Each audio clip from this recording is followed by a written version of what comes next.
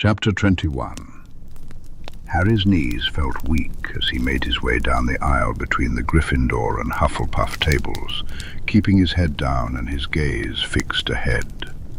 Whispers filled the hall, and the weight of all those eyes pressed against him like a physical force. No one was applauding.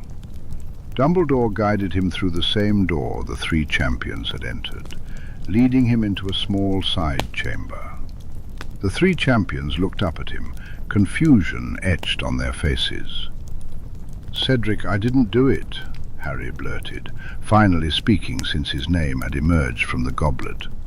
"Please, you have to believe me, all of you. I didn't put my name in. I didn't do it." Cedric frowned, but before he could ask for an explanation, the door swung open again, and Ludo Bagman strode in, beaming. A cold dread settled in Harry's chest as Bagman introduced him as the fourth Triwizard champion. "I can't be," Harry insisted. "I'm too young. I didn't put my name in." "But he is just a boy," Fleur Delacour said, her expression puzzled. "This has to be some sort of joke, no?" "No joke. Harry's name came out of the goblet. He's magically bound to compete just like the rest of you." Bagman's tone was far too cheerful given the situation. Suddenly, the door slammed open, and the three heads of school entered, accompanied by Mr. Crouch, as well as Professors McGonagall and Snape. Harry shot Snape a helpless look. The man's face was tight and pale. Nobody looked happy except for Bagman. Fleur quickly approached her headmistress, speaking in rapid French, while the tall woman surveyed the gathered crowd with contempt. "Dumbledore," she said eventually, her voice icy, "explain." "I don't remember anything in the rules stating that the host school is allowed 2 champions," Karkaroff chimed in. Dumbledore wore a look of mild concern etched on his face, though he otherwise appeared unfazed. Harry shot him a glare. Was this his fault? The heads of the foreign schools continued to interrogate Dumbledore, furious that not only had a second Hogwarts champion been chosen, but an underage one at that. Dumbledore cleared his throat. "Harry, did you put your name in the goblet?" he asked, as casually as if he were commenting on the weather. Harry glared back. "No, I didn't." "Obviously he is lying," one of the foreign heads interjected. "Did you ask an older student to put your name in for you?" Dumbledore pressed, maintaining that infuriatingly calm tone. "No, I don't want this. I don't want to be part of the tournament," Harry insisted. Surely there had to be a way out. "Well, it's a bit late for that," Bagman chimed in, chuckling. "The Goblet of Fire is a binding magical contract. There are pretty dire consequences for breaking it." "But I didn't enter," Harry argued. "How can I be bound by a contract I didn't consent to?" "Headmaster, I really don't think we should reward Potter's theatrics by allowing him to compete," Snape sneered. If Harry didn't know better, he would have been furious with the man. Beside him, McGonagall wrung her hands anxiously. "I demand to be allowed to resubmit the names of my students," Karkaroff declared, with Maxime nodding in agreement. The argument escalated, Karkaroff threatening to leave, and things took a turn for the worse when Moody entered the room. Although he voiced all the thoughts swirling in Harry's mind, that someone was orchestrating this to put him in danger, that it had to be someone powerful enough to fool the goblet's magic, it grated on Harry that Moody was the only one openly on his side, his words dismissed as the ramblings of a paranoid old aura. When the room fell into a tense silence, everyone seemed to realize there was nothing they could do about the situation. Bagman clapped his hands together, breaking the stillness. Harry clapped his hands together with a grin. "Right, shall we get started then? Champions," he announced, drawing the attention of the 4 teens. "The first task is designed to test your daring, so we won't be telling you what it is." Harry stared flatly at him, as he rambled on about courage in the face of the unknown. Was he serious? They were just going to dive into the tournament? Was no one else even slightly alarmed by the circumstances? Once they had all the necessary information, Maxime and Karkaroff didn't stick around for long, quickly taking their champions with them. Dumbledore sent Harry and Cedric off, and soon Harry found himself in the entrance hall, walking alongside the Hufflepuff. He paused, looking up at the tall boy. "You believe me, right, Cedric? That I didn't put my name in?" Cedric looked somewhat conflicted, and Harry's heart sank. "Right, no, of course you don't. Why would you? Who wouldn't want to be in the Triwizard Tournament? As if I haven't had enough life or death situations. As if famous Harry Potter could possibly need more attention." His tone was bitter, and Cedric winced. "I didn't say that. It's all a bit mad, isn't it?" "Just a bit," Harry snorted. "Seriously, Cedric, even if I did manage to get my name in, how the hell would I have tricked the goblet into picking a fourth person? I don't want to compete. I want you to be the Hogwarts champion. I was thrilled when you were announced. Please, I didn't do this. I don't want to compete against you or anyone else, but I'm stuck here. I just need you to believe me." Cedric stared at him for a long moment. Then his shoulders slumped, and he ran a hand through his hair. "I believe you." Harry blinked, the words echoing in his head. "Really? Really? You're clearly not happy about this, and I don't think you're that good a liar. Besides," Cedric added with a brief grin, "like Moody said, you really have to know what you're doing to mess with the goblet like that." Harry couldn't help himself. He wrapped his arms around Cedric's waist, relief flooding through him. "Thank you," he breathed. That was one person, one student, who believed him. He let go, feeling a flush creep up his cheeks. Cedric's cheeks were pink too. "I'm sorry about all this. You were supposed to be the one, and I came in and stole your thunder," Harry admitted, feeling guilty. Cedric shrugged it off. "Not your fault," he said dismissively. "And it's all for Hogwarts, right?" Harry pursed his lips, not responding. He doubted the rest of the school would see it that way. They parted ways at the stairs, but instead of heading up to Gryffindor Tower, Harry turned toward the dungeons, his mind set on one destination. He knocked cautiously on the door, which opened to reveal dark eyes. "I thought you might show up," Snape said, beckoning him into his quarters. Harry barely had a moment to take in his surroundings before he was enveloped in a tight hug. "Oh, cub." It was Remus, and his grip was almost painful. "I came as soon as Severus told us. Merlin, Harry, what happened?" "I don't know," Harry exclaimed as Remus finally loosened his hold, looking up earnestly at the two adults. "I didn't put my name in. Dumbledore says I have to compete. It's a binding magical contract, apparently." "Unfortunately, he's right," Snape declared. "The Goblet of Fire is a very old, very powerful magical artifact. Once it selects you for the tournament, you must compete in each task unless you die or are disqualified, or risk losing your magic." "How do I get disqualified?" Harry asked, his heart racing. Snape's expression hardened as he considered the question. Harry's expression was grim. "In the past, champions have been disqualified for trying to kill or severely injure another champion," Snape explained. "Oh, maybe not then. So I'm screwed, is what you're saying," Harry deduced. "Great.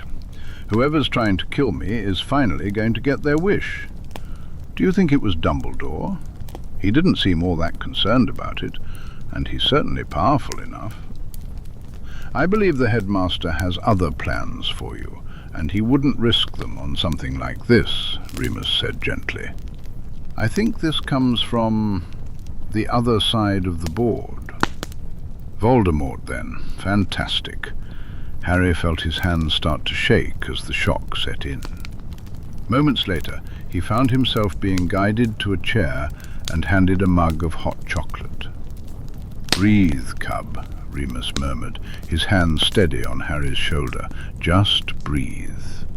"I can't do this," Harry exclaimed, his voice strained.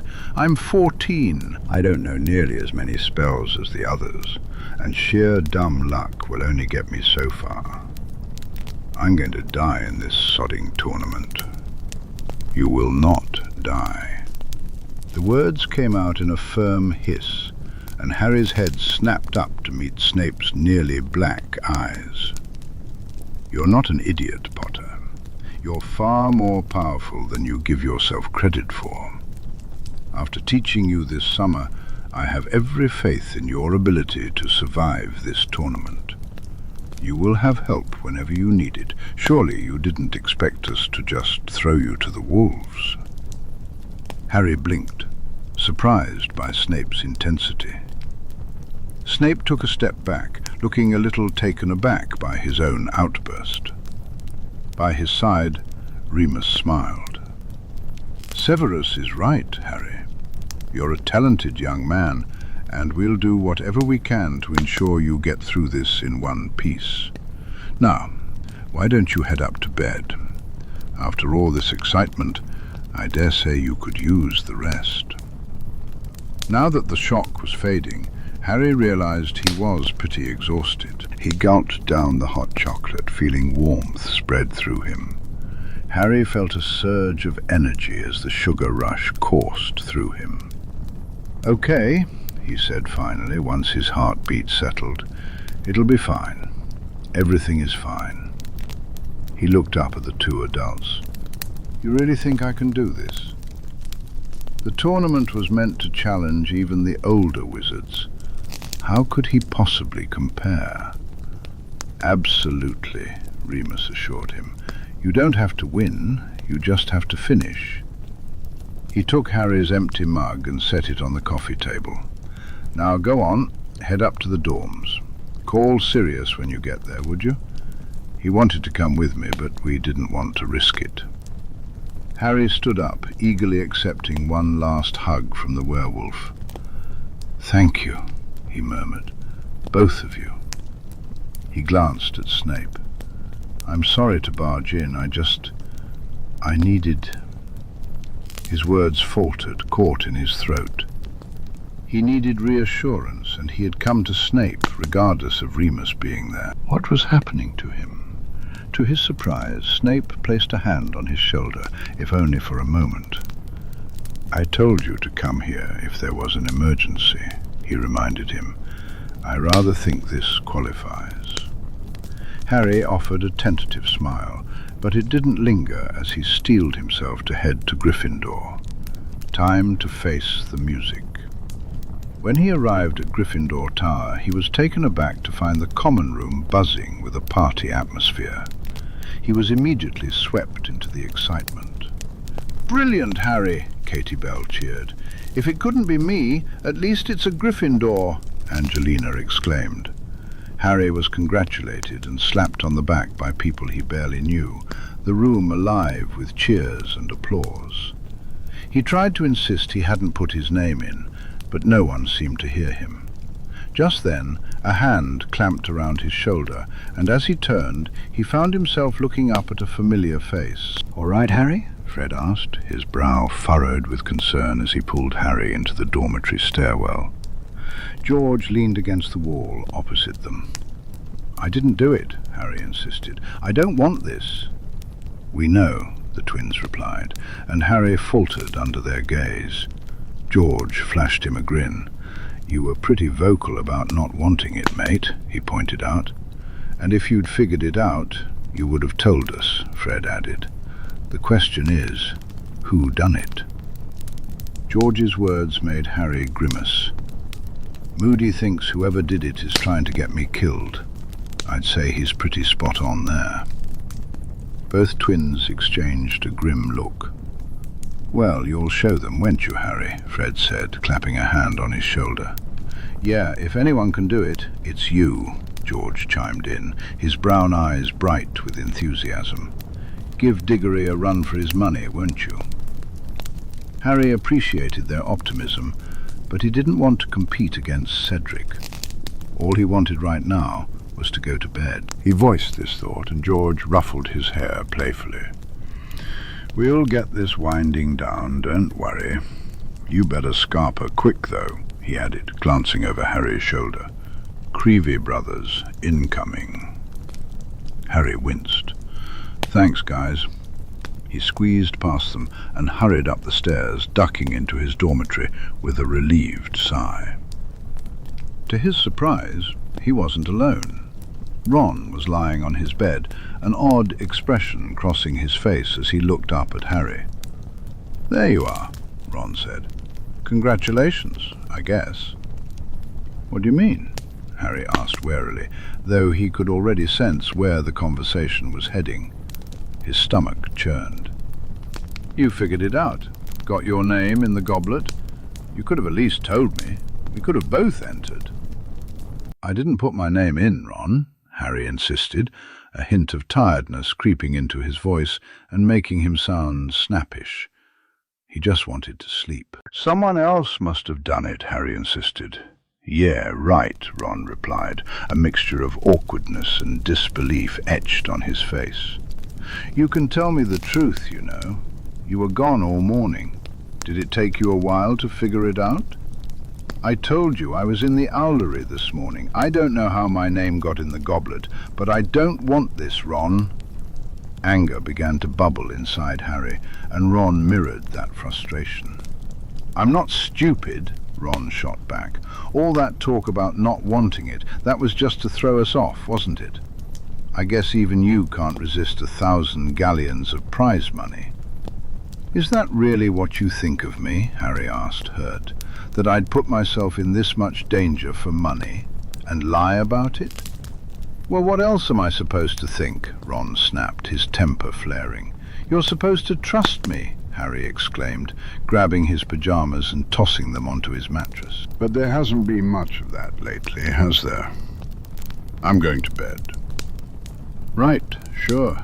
Got to get your beauty sleep," Ron taunted. "Probably have a photo call in the morning or something." Harry shot Ron one last glare before climbing into bed and pulling the curtains shut with force, setting up his privacy wards. Safe within his silencing bubble, he let out a frustrated scream. Ron was infuriating, but he supposed he couldn't really blame Ron for not trusting him. After all, he hadn't shown much trust in return lately, and this was exactly why. Not bothering with his pajamas just yet, Harry reached for the two-way mirror in his bag, leaning back against his headboard as he called for Sirius. When the man's face appeared, the concern in those grey eyes made a lump rise in Harry's throat. "Oh, pup," Sirius murmured softly, understanding. Harry swallowed hard, fighting back tears. How had everything gone so wrong so quickly? "Pup, it's okay," Sirius reassured him. "You're going to be fine.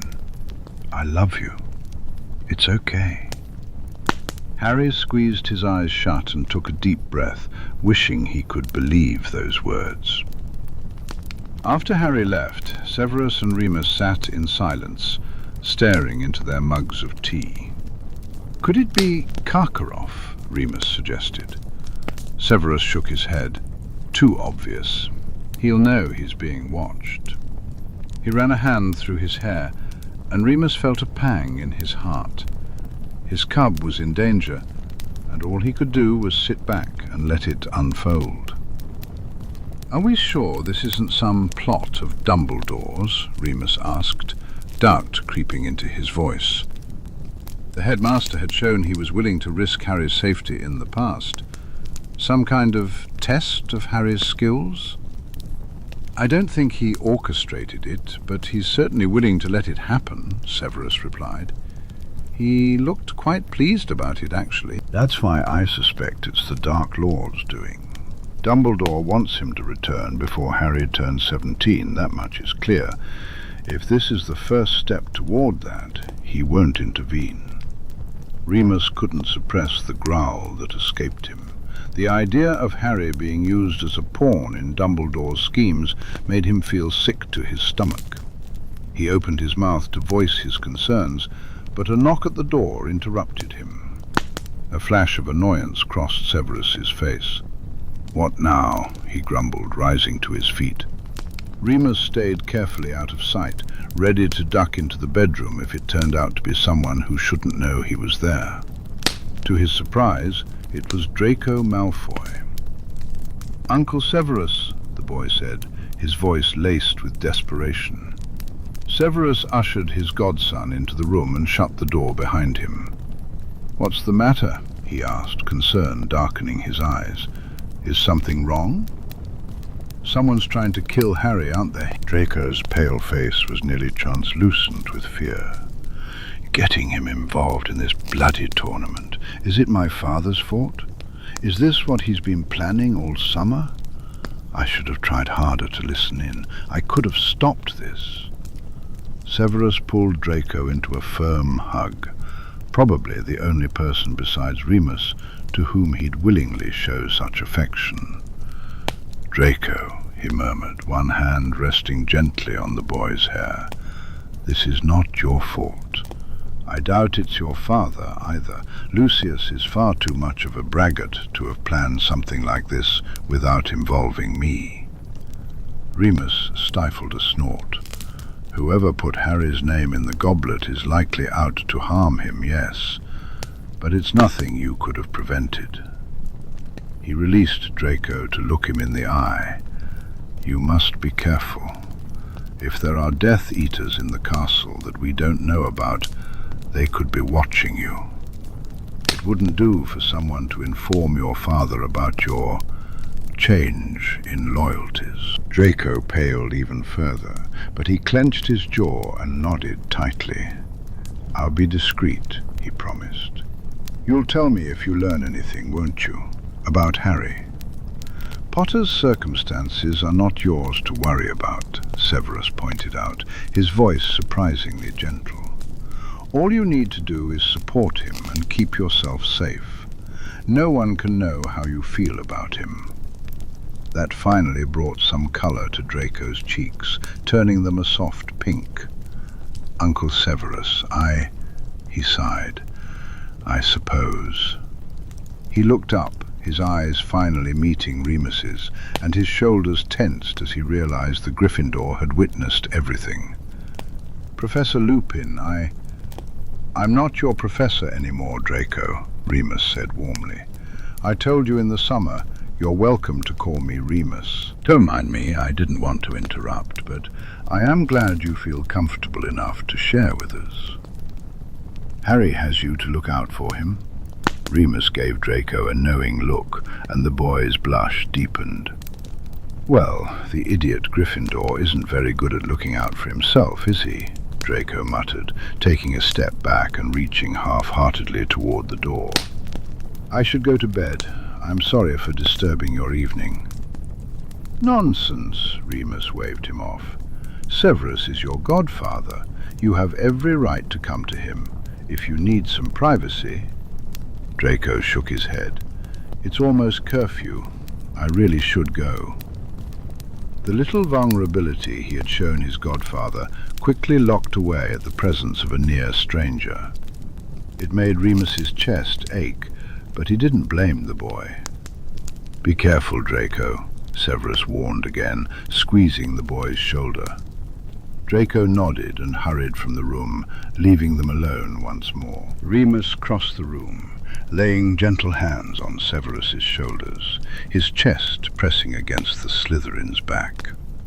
"Look at you," he murmured with amusement, his lips brushing against the man's jaw. "Two teenagers in one night coming to you for comfort. One of them a Gryffindor, even." He grinned impishly. "You've gone soft, Severus." Severus growled, turning sharply to pin Remus with a glare. "I have not," he insisted. Remus chuckled. It's okay to admit it, he teased, his hand sliding down Severus's lapel. You can glare all you want, but I know the truth. I know there's something here. He gave a gentle pat to the man's ribs, right over his heart. I've been rather selfish with it all these years, but I suppose I can learn to share. Honestly, watching Harry start to warm to Severus and seeing the Slytherin let down his barriers in turn, Remus had never felt more in love with him than he did at that moment. For the first time, it felt like he was witnessing something beautiful unfold. Remus found himself caught in a moment of bliss, envisioning the possibility of having it all, the best parts of his life woven together. Suddenly, Severus's arm slipped around his waist, drawing him in close. The warmth of Severus's breath against his neck sent a delightful thrill down Remus's spine. I assure you, Wolf, Severus murmured in that dangerously alluring drawl, despite what those foolish teenagers may believe, and despite what you think, the last thing I am is soft. As Severus's thigh pressed between Remus's, he couldn't help but notice the undeniable evidence of Severus's desire. Remus smirked. I suppose you're not, are you? He replied, surrendering to Severus's gentle push toward the bedroom door, heat coursing through his veins. In the morning, they'd have to face the impending chaos of the Triwizard Tournament and Harry's unexpected role in it. But for now, the morning felt like a distant concern. Harry woke up on Sunday morning with a heavy knot of anxiety twisting in his stomach. It took him a moment to remember why. The events of the previous evening flooded back, and he groaned, pulling the duvet over his head. What if he just didn't get up? If he stayed hidden, they couldn't make him compete. But he knew that wouldn't work. A quick Tempest charm revealed that breakfast time had already passed. He grimaced, realizing there was no way to avoid everyone at this hour. As he drew back the curtains, he was relieved to find the dorm empty, enjoying the silence while he got dressed. He wasn't ready for another argument with Ron yet. However, when he made his way to the common room, he was met with a raucous round of applause. The thought of facing the crowd in the Great Hall felt like a nightmare, but he needed to eat. Staying in Gryffindor Tower was not an option, especially with the noise he could already hear. The Creevy brothers were on their way over, which made Harry consider sneaking into the kitchens for breakfast. He had seen it on the Marauders' map. However, the decision was taken out of his hands when he stepped out of the portrait hole and was greeted by Neville Longbottom's smiling face, and a sausage sandwich wrapped in a napkin, which Neville quickly shoved in his direction. "I brought you this," Neville said cheerfully. "Figured you wouldn't fancy going down to breakfast." "Neville, you're a godsend," Harry replied, accepting the sandwich gratefully. "Is it bad down there?" Neville winced. "It's not great." That admission meant it was likely terrible, and Harry cursed under his breath. It felt like second year all over again. Instead of thinking he was out to kill them, half the school now believed he was just trying to steal the spotlight and break the rules. Fantastic. "Want to go for a walk?" Neville suggested. Harry nodded, eager to avoid the crowds. He didn't have his cloak, but he was wearing his Silverling's jacket, so the two of them headed down to the entrance hall and out to the grounds. Everyone they passed stared at Harry, and whispers followed in his wake. It was awful.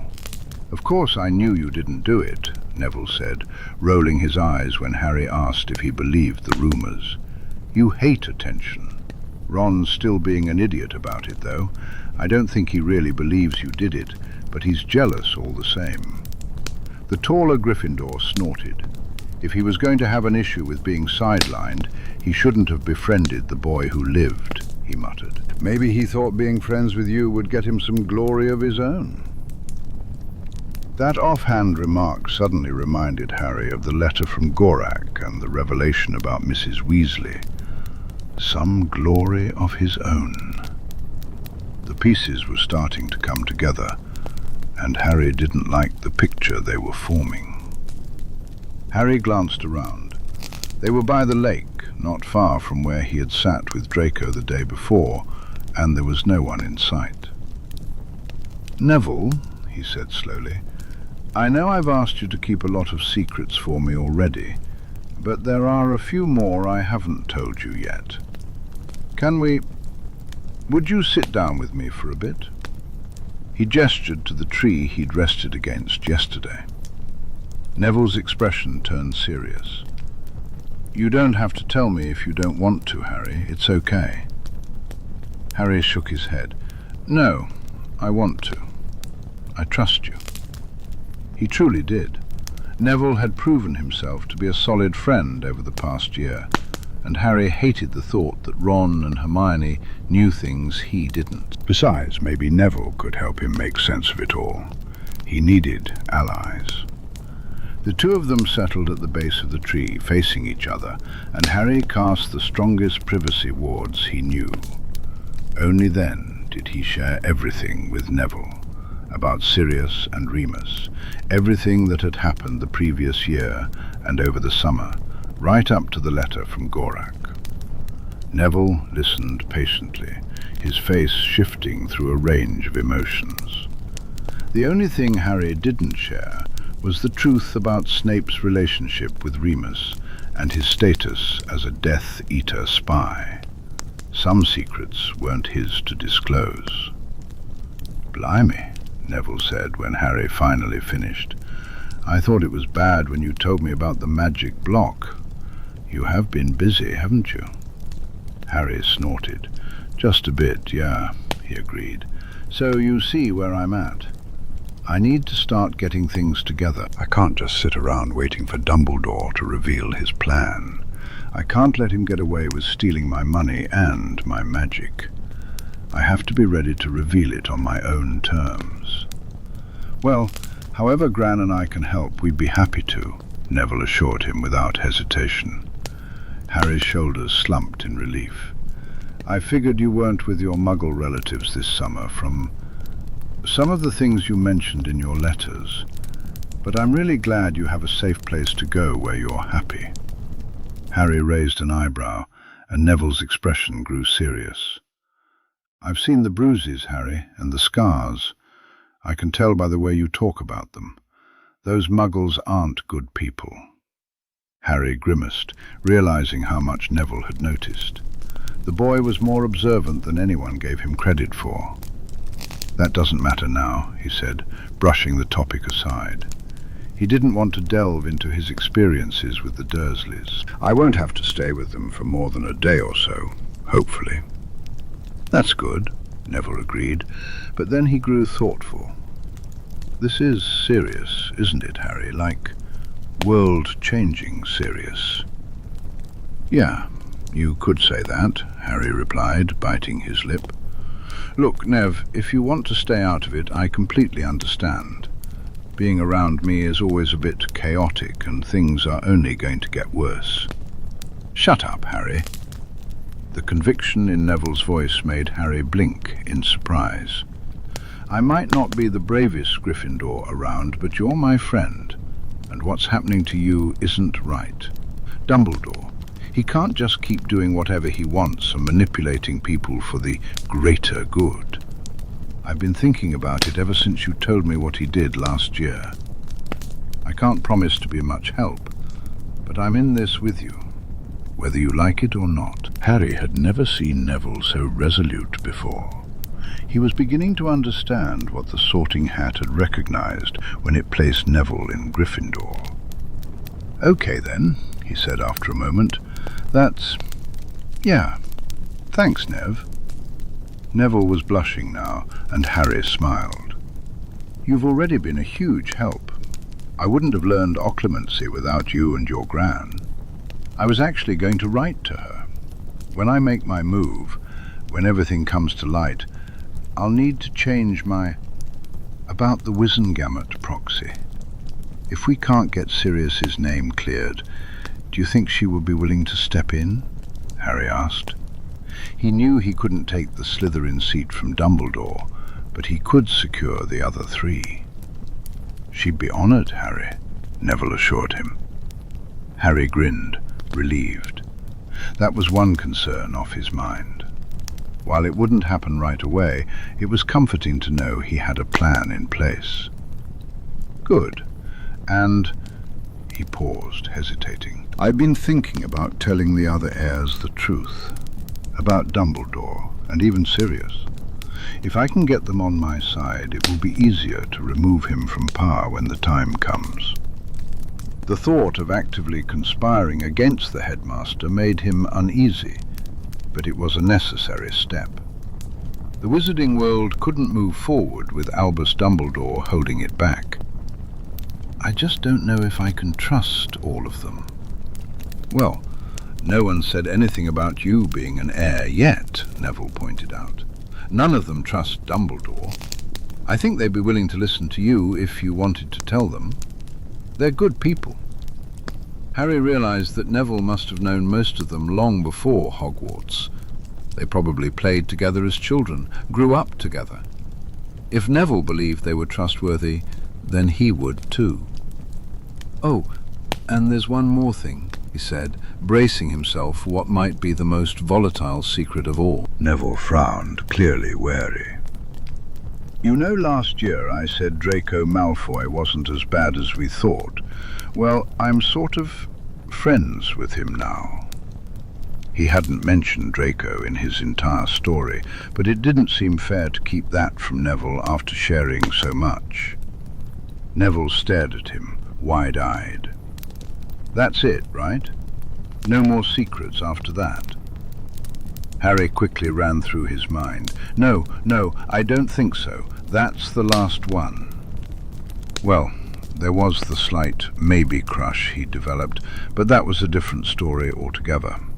Harry kept his thoughts about the blonde Slytherin to himself. He wanted to ease Neville into the idea of Draco being his friend first. Okay, Neville said after a moment.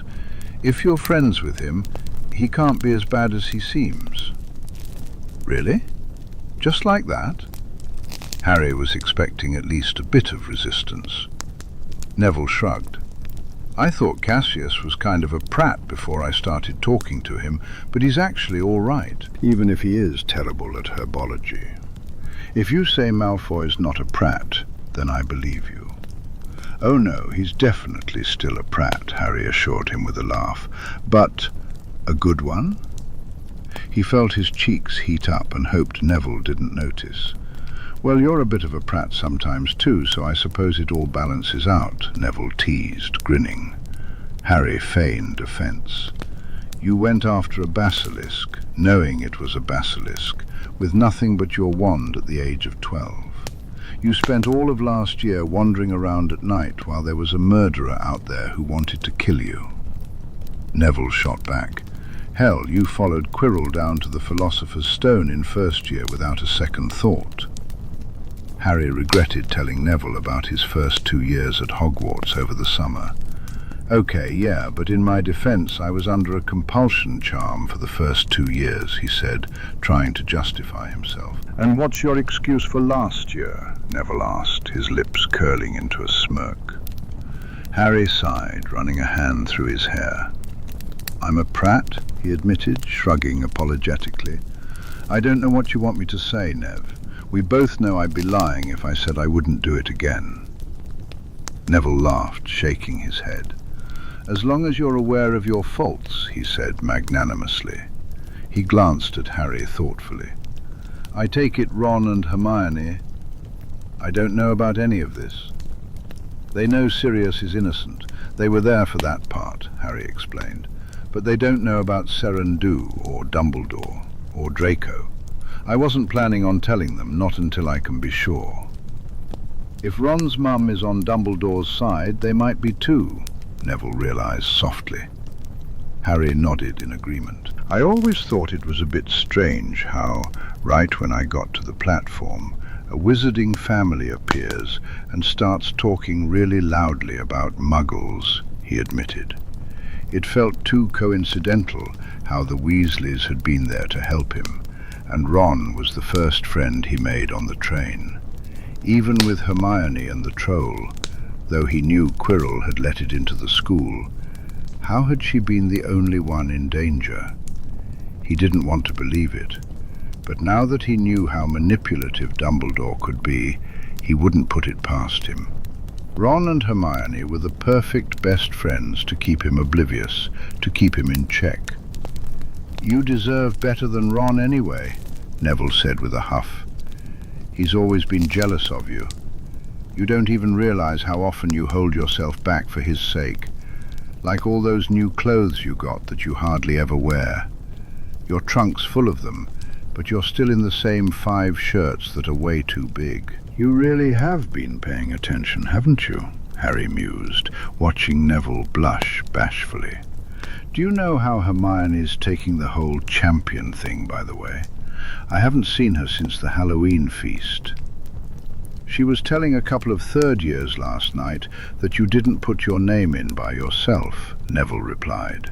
"But she's not stupid. Of course she can see that."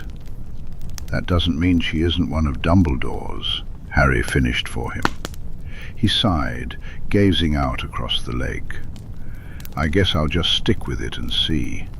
Ron's—" "She's not talking to me, which is okay," Harry said. "But if I start pushing her away, I might have to let Dumbledore in on my plans sooner than I wanted. Besides, maybe she's trustworthy. I just don't know yet." "Maybe," Neville agreed. Harry realized they needed to go back inside. He would have to face the crowd eventually. But his mind was spinning with everything he had shared with Neville and all the new insights he had gained from their conversation. So much for a quiet, normal year. Chapter 22. Walking into the castle for lunch was just as dreadful as Harry had anticipated. The Great Hall was bustling with students when he and Neville arrived, and the moment they stepped inside, every head turned to look at them, immediately bursting into whispers. Harry instinctively wanted to turn around, but Neville grabbed his arm and pulled him forward. "You're not going to the kitchens," he insisted. "Come on, let's sit with Parvati." When the 2 boys settled next to her, Parvati looked up and shot a glance at Harry. "You look awful," she declared, making him snort. "Thanks," he replied dryly. Parvati's expression turned thoughtful.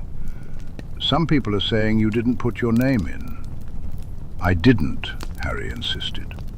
The Hogwarts rumour mill was relentless, but there wasn't a single whisper that didn't eventually reach Parvati Patil or Lavender Brown. If Harry wanted to know what everyone was thinking, she was the one to ask. "What am I looking at here?" he asked, pointedly ignoring the stares and murmurs around him. Parvati twirled a lock of hair around her finger, her lips pursed in concentration. "Well, obviously, some think you tricked your way in. Others believe you bribed someone to enter your name for you. Most people are starting to realize that wouldn't explain how there are 4 champions, though. But they don't care whether you did it on purpose or not. They're just angry it happened at all. Especially the Hufflepuffs," she reported. Harry sighed. It could be worse, he supposed. He didn't really blame the Hufflepuffs. He'd be angry too if he were in their position. He was stealing the spotlight from their rightful champion, overshadowing Cedric with all this drama. They had every right to be upset. He helped himself to some chicken, resolutely staring at his plate as the whispers grew louder. He didn't look up until he heard a throat clear behind him. Expecting some nosy person to ask about the goblet, Harry turned around with a scowl. Harry's expression dropped when he saw who stood before him. "Cedric?" he greeted, bewildered. Cedric flashed a nervous smile. "Hiya, Harry. Mind if I sit here?" He gestured to the seat beside him. Harry blinked in disbelief. "At the Gryffindor table?" "Yeah." Cedric squared his shoulders, but his eyes hinted at the possibility of bolting at any moment. Everyone was staring at them. "Yeah, go ahead." Harry scooted up the bench to make room for the sixth year, still staring at him incredulously. "What are you playing at, Cedric?" he whispered. Cedric's smile widened, more confident now, as he reached for a bread roll. "We're in this together, aren't we? Both Hogwarts champions and all. Besides, if the rumours are true and someone is out to get you over this, then I reckon it's my responsibility to help you through it in one piece." Harry could hardly believe what Cedric was saying. He was willing to share the spotlight just to keep the attention off Harry. "You are such a Hufflepuff," he hissed. Cedric beamed. "Thanks, Harry. I knew you'd see it my way. Pass the soup, would you?" After Cedric's little display at lunch, things started to ease up. While several of the Hufflepuffs still seemed resentful, they kept their feelings to themselves. If Cedric wasn't angry with Harry, they couldn't be either. Within a couple of days, most people had settled down about the whole situation. Parvati was right. No one really cared about how it had happened. They were just eager to see what would happen next. And a 14-year-old boy who lived or not, being part of the most dangerous event in centuries, that was definitely something to talk about. Harry got used to hearing people discuss his fate. Harry tried to ignore the whispers echoing in the halls, reminding himself that it was better than facing the jeers of his classmates or being called a glory hunter. He just had to not let it get to him. Easier said than done. Hermione was flitting anxiously between him and Ron, her expression a mix of concern and indecision. She refused to abandon Ron, but didn't want Harry to think she was taking his side. If that wasn't a clear sign to Harry that he couldn't fully trust her, he didn't know what was. If she were truly his friend, she would tell Ron to stop being a jealous arse and get over himself. After all, how could she behave this way after everything Ron had done to her last year, when he thought Crookshanks had eaten Scabbers? As a result, Harry found himself avoiding people more often, spending his time in the dorms, when Ron wasn't around, or hiding out in the library. It was on one of those quiet afternoons that he was making his way through the common room, headed up to check if his dorm was empty, when he felt an arm drape over his shoulder. "Hey, Harry, mind if I borrow you for a bit?" It was George, and Harry instinctively looked around for Fred. Oddly, he was nowhere to be found. "Yeah, sure," Harry replied, wondering what George had in mind. Maybe Fred was waiting wherever George was taking him, and he braced himself for some sort of prank planning. To his surprise, George led him to his dorm room, which was empty. Harry had never been inside before, and he noted that it was messier than his own, with signs of Weasley's wizard wheezes scattered everywhere. One of the beds had its curtains firmly shut, leaving a 2-foot radius of clean floor around it. George closed the door and approached the bed cautiously. "Oi, Kenny, you in here?" He edged closer, knocking on the invisible barrier that surrounded it. When there was no response, he turned back to Harry with a grin. "Kenneth always keeps his bed warded when he's not in." "It is. Says he doesn't trust us." George wore a look of wide-eyed innocence, as if he couldn't possibly understand why. Harry snorted. It must be hard being in the same dorm as the Weasley twins. "Anyway, Harry, take a seat." George gestured to the bed next to his, which Harry assumed belonged to Fred. Hesitantly, Harry perched on the mattress. "What's this all about?" he asked. "Where's Fred?" "He's off with Angelina," George replied with a fond grin. "I won't ask what they're doing." Harry snickered. He hadn't realized Fred and Angelina were a thing. "What do you need me for, then? Surely you aren't pulling a prank without your brother's help." George sat on his own bed, facing Harry, a surprisingly serious look in his eyes. Harry's pulse quickened. What was wrong? "When I was about your age," George began, choosing his words carefully, I started realizing some things. Things I didn't even tell Fred about at first. It's a weird thing, growing up. So much happens, and you're not sure what's normal and what's not. I bet it's even tougher for you, with people out to kill you and all. Harry stared at him, utterly baffled, but George continued. It got to the point where even Fred noticed I was acting strange, but I still didn't say anything. We'd always been the same, you see, and I didn't want to admit that something might be different inside me. Then Charlie came home for a visit, and he could tell right away.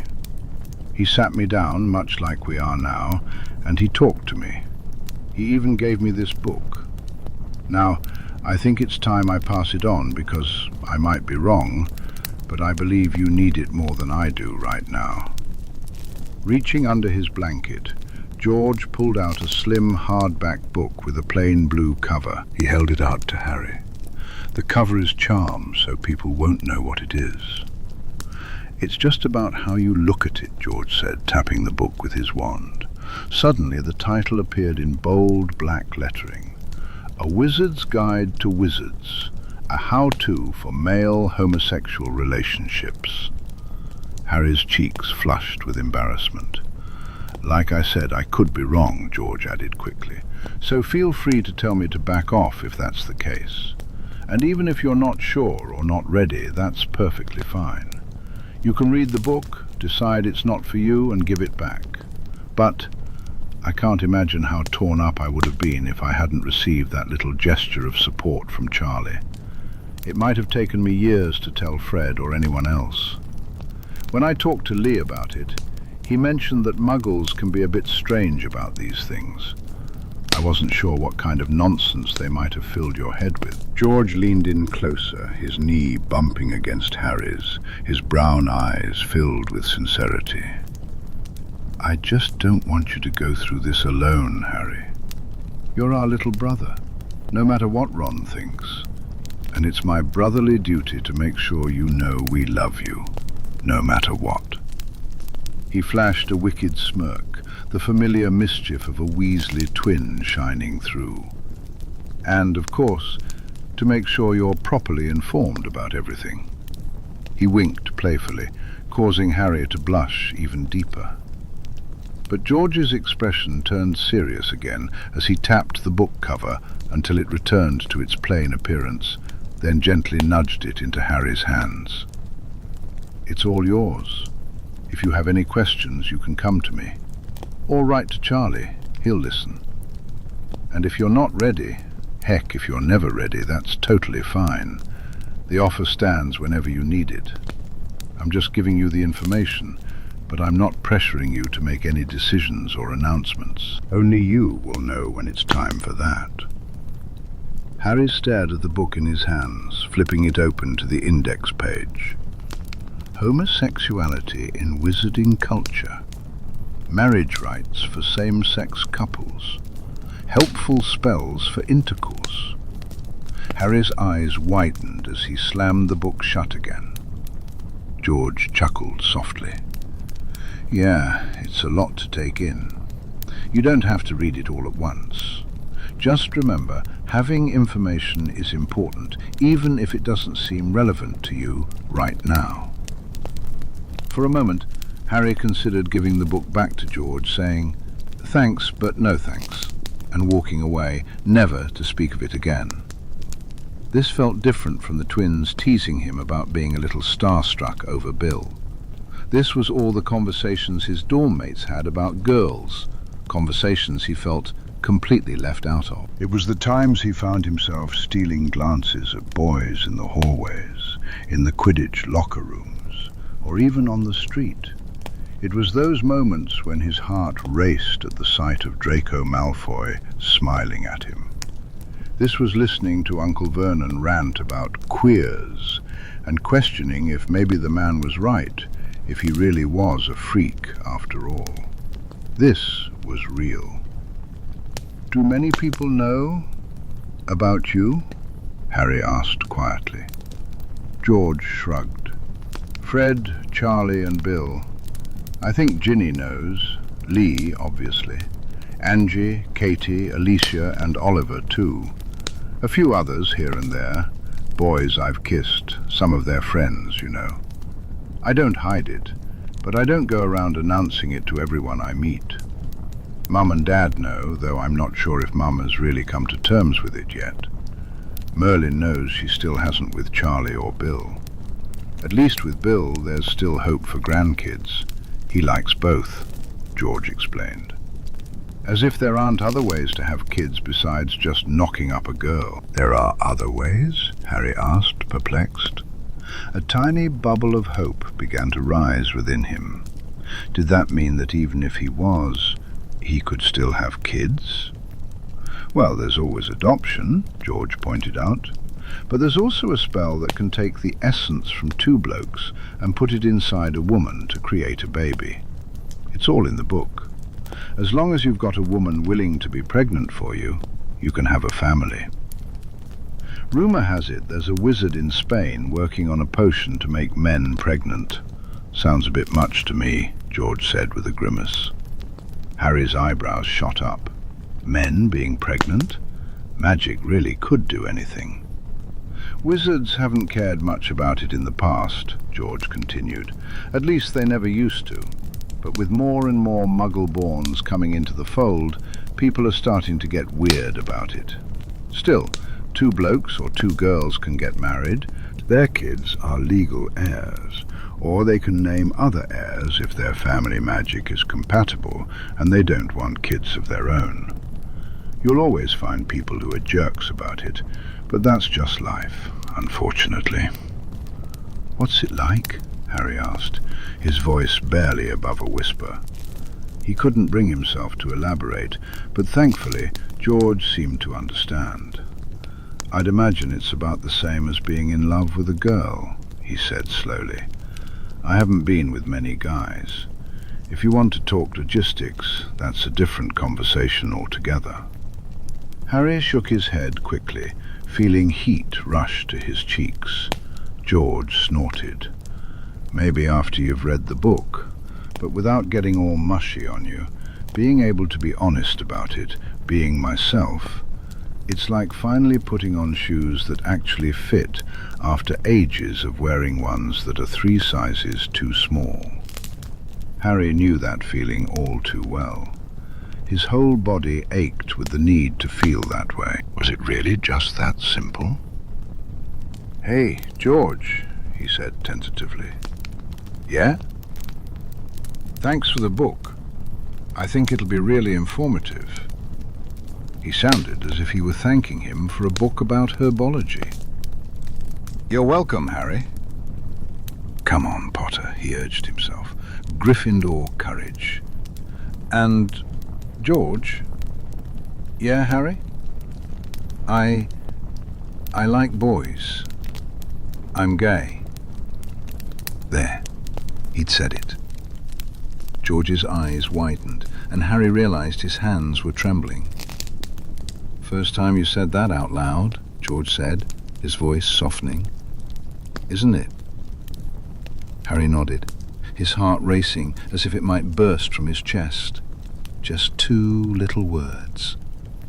George quickly crossed the gap, sitting beside Harry and pulling him into a tight hug. I'm proud of you, kid, he murmured. It's going to be all right. You'll see. George held him for a long moment, while Harry focused on remembering to breathe. You've got loads of people on your side, whether you choose to tell them or not. And you don't have to, if you don't want to. I won't even tell Fred. No, it's okay, Harry reassured him. I don't mind family knowing. I just don't want the whole world to know yet. He wished it were a non-issue, but deep down he knew better. He was Harry Potter. Even a sneeze could make the front page of the Prophet. I don't blame you, mate. George rested his chin on Harry's head and gently patted his back. I'm going to let go now. Is that all right? Harry nodded, and they separated, George offering him a warm grin. Thanks for trusting me, Harry. It'd be dumb not to, considering you'd already figured it out, Harry pointed out. I didn't know for sure, George insisted. I just had a feeling. And regardless, even if you weren't gay, it's good to share all sorts of information. The spells in that book should be taught alongside the usual contraception charms. Well, maybe not all of them, he added, turning slightly pink beneath his freckles. But the important ones. People need to know that information is out there. Harry recalled the painfully awkward assembly last year, where the entire third-year class had sat through an hour of Madame Pomfrey discussing hormones, birth control, and the changes of the body. Not a single word had been mentioned about relationships that weren't between a man and a woman. So, while we're in a sharing mood, George perked up, a smirk spreading across his face, do you have a thing for any of them, except for Percy? Please, Merlin, not Percy, Harry said, grimacing at the thought. I don't fancy your brother, he insisted. I told you. And I don't fancy Cedric Diggory either, he added quickly as George opened his mouth to speak. Really? I do a little, George admitted with a grin. He's proper fit. A bit too nice, though, and straight. Mad for that Ravenclaw girl. What's her name? The Seeker. Chang. He shook his head in mock sadness. Can't win 'em all. So, is there anyone? What sort of wizard gets your wand going? Harry's mortified expression made George laugh. Come on, Harrykins. If the other boys can talk about which girl's boobs they want to touch, I'm pretty sure you and I can talk about blokes. No? Too soon? Draco Malfoy, Harry blurted out, his eyes squeezed shut. He couldn't help it. It was the truth, and he was finally ready to admit it. George stared at him, processing the confession. So, like, you hate him, but he's pretty, so you want to snog him, or... We've been friends since last year, in secret. Trusting George with this secret felt right. I really like him, George, genuinely. A lot more than he probably should. He couldn't bring himself to look at George, wondering if this was a step too far. Liking boys was one thing, liking Slytherins was another. I mean, I don't really see it personally, George replied after a moment, but I guess you have always been a bit obsessed with him. And he is quite pretty, objectively. Too pretty for my tastes, but to each their own. Blimey, Harry, you're not making it easy on yourself, are you? Does he know? Harry shook his head. Of course he doesn't. You said you've not told anyone but me. I think you're in luck, mate. No boy who cares that much about his appearance is completely straight. Harry blinked, convinced he must be imagining things. George grinned at him. What, you think I haven't had my fair share of crushes on snakes?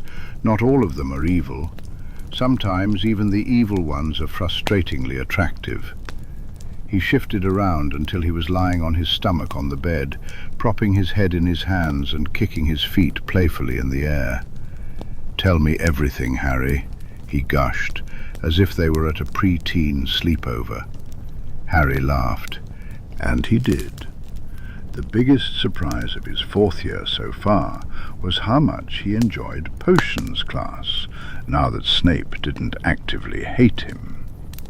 Sure, he had to play his part, but much like arguing with Draco, it was easier to handle when Harry knew the other party didn't mean it. Snape graded him, mostly, fairly, and Harry was aware that whatever was happening outside the dungeons, Severus Snape wouldn't give a single thought about it. He didn't care about Harry's fame, the Triwizard Tournament, or anything else. Even the other teachers were treating him differently. Professor Sprout had taken 5 points off him the other day for misting incorrectly. In the dungeons, he was just Harry. That meant Harry was actually looking forward to potions on Friday afternoon, walking with Hermione down to the dungeons as she chattered on about summoning charms. Harry indulged her, well, ignored her, having perfected the summoning charm over the summer with Remus. When they arrived outside the potions classroom, Harry noticed that all the Slytherins were wearing some kind of badge and seemed to be waiting for him to notice. Spotting the smirk on Draco's face, Harry looked closer. The badge read, "Support Cedric Diggory, the real Hogwarts champion." "That isn't all, Look," Draco said loudly, pressing the center of his badge. The red lettering shifted to green, forming the words, "Potter stinks."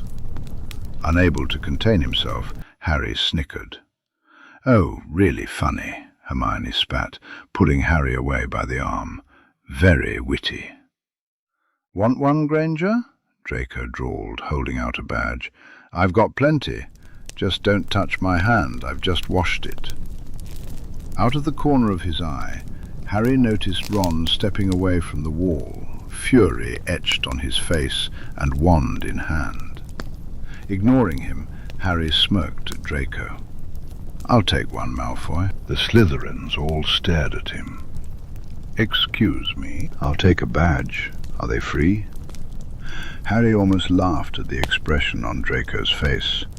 It was a look he was becoming quite familiar with, the one that said, "I'm not sure what you think you're playing at, but I know better than to try and use logic with you." Complete with a little furrow on his forehead, it was almost adorable.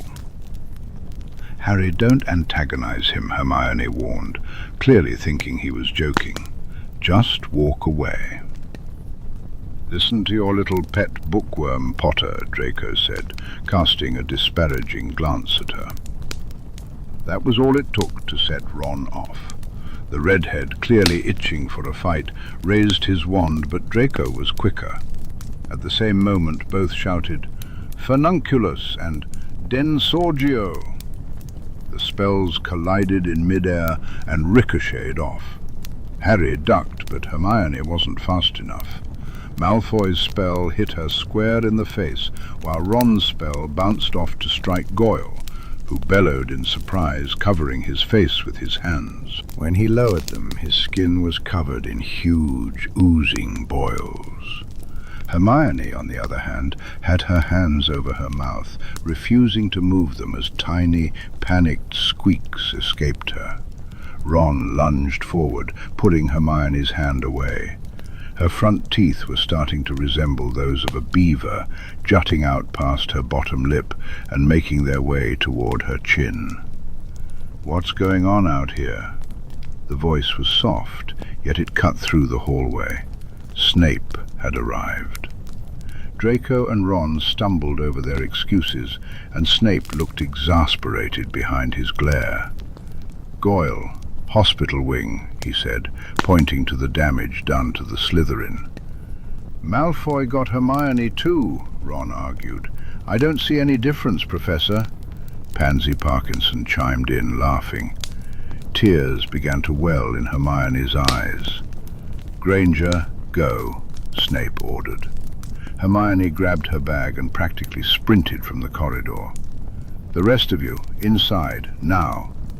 The class began to file in, and Harry slipped into line behind Draco. "Oi, Malfoy," he hissed. Draco glanced back, panic flashing across his face. Harry smirked at him. "I was serious about that badge." Draco's expression suggested he thought Harry had finally lost it. Eventually he huffed in irritation and turned to his table, shoving past Harry. As he did, something large and round fell into Harry's robe pocket.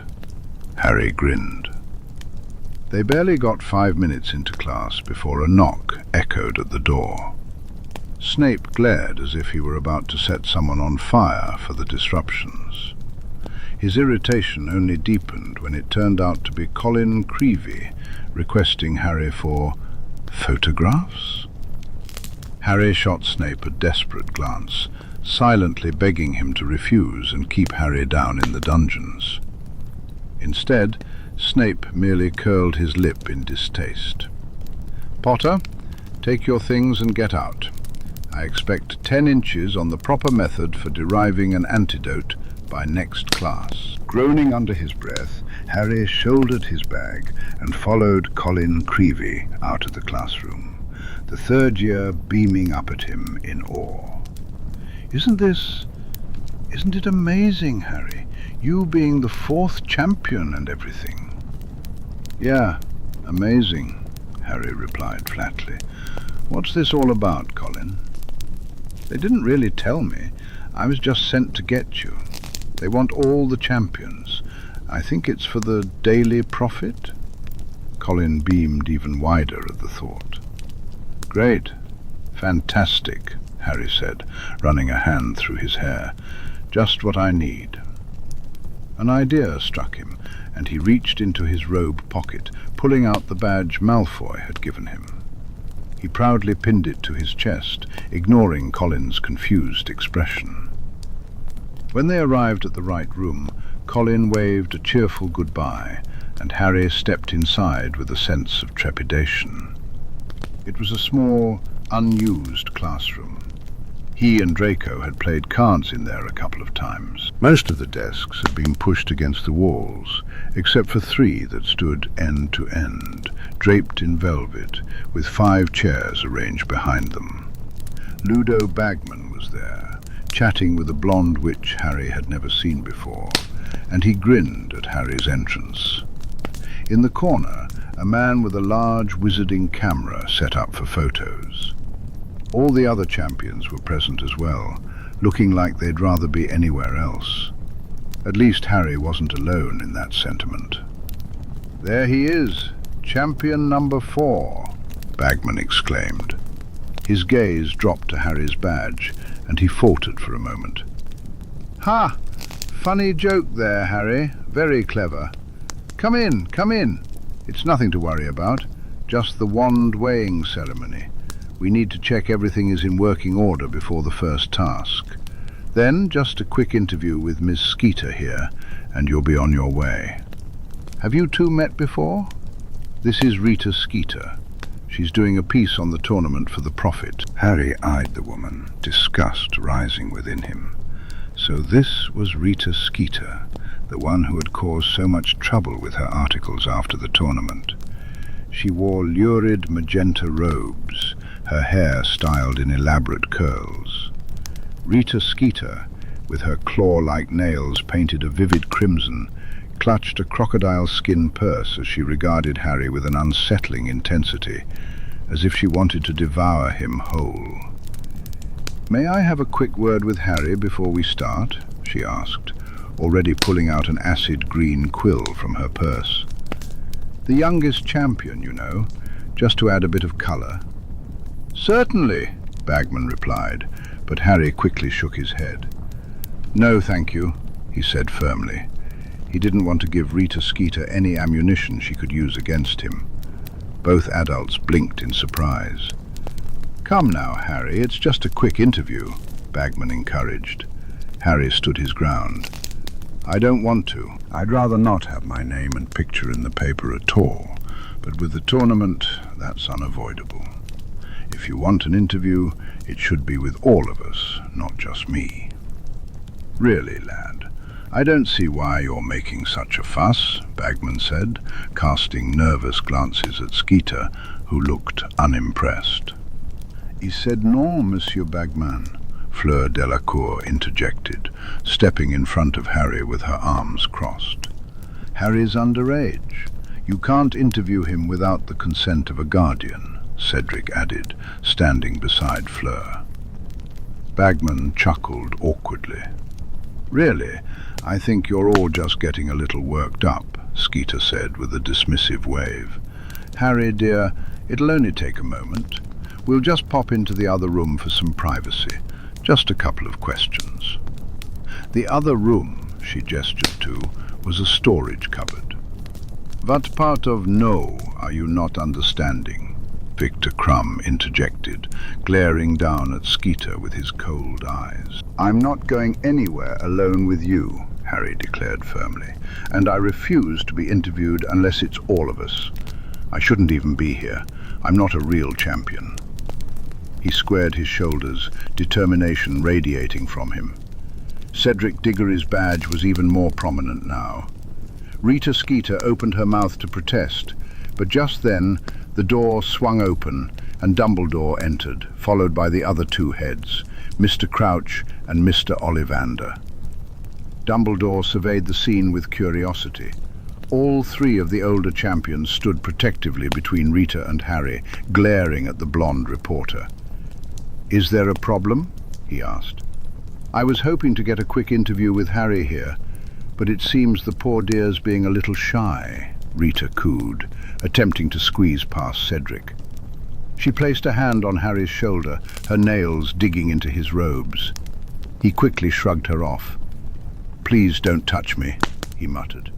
"Well, it's time for the wand-weighing ceremony, but I'm sure you'll have plenty of time to interview Mr. Potter afterward," Dumbledore replied cheerfully.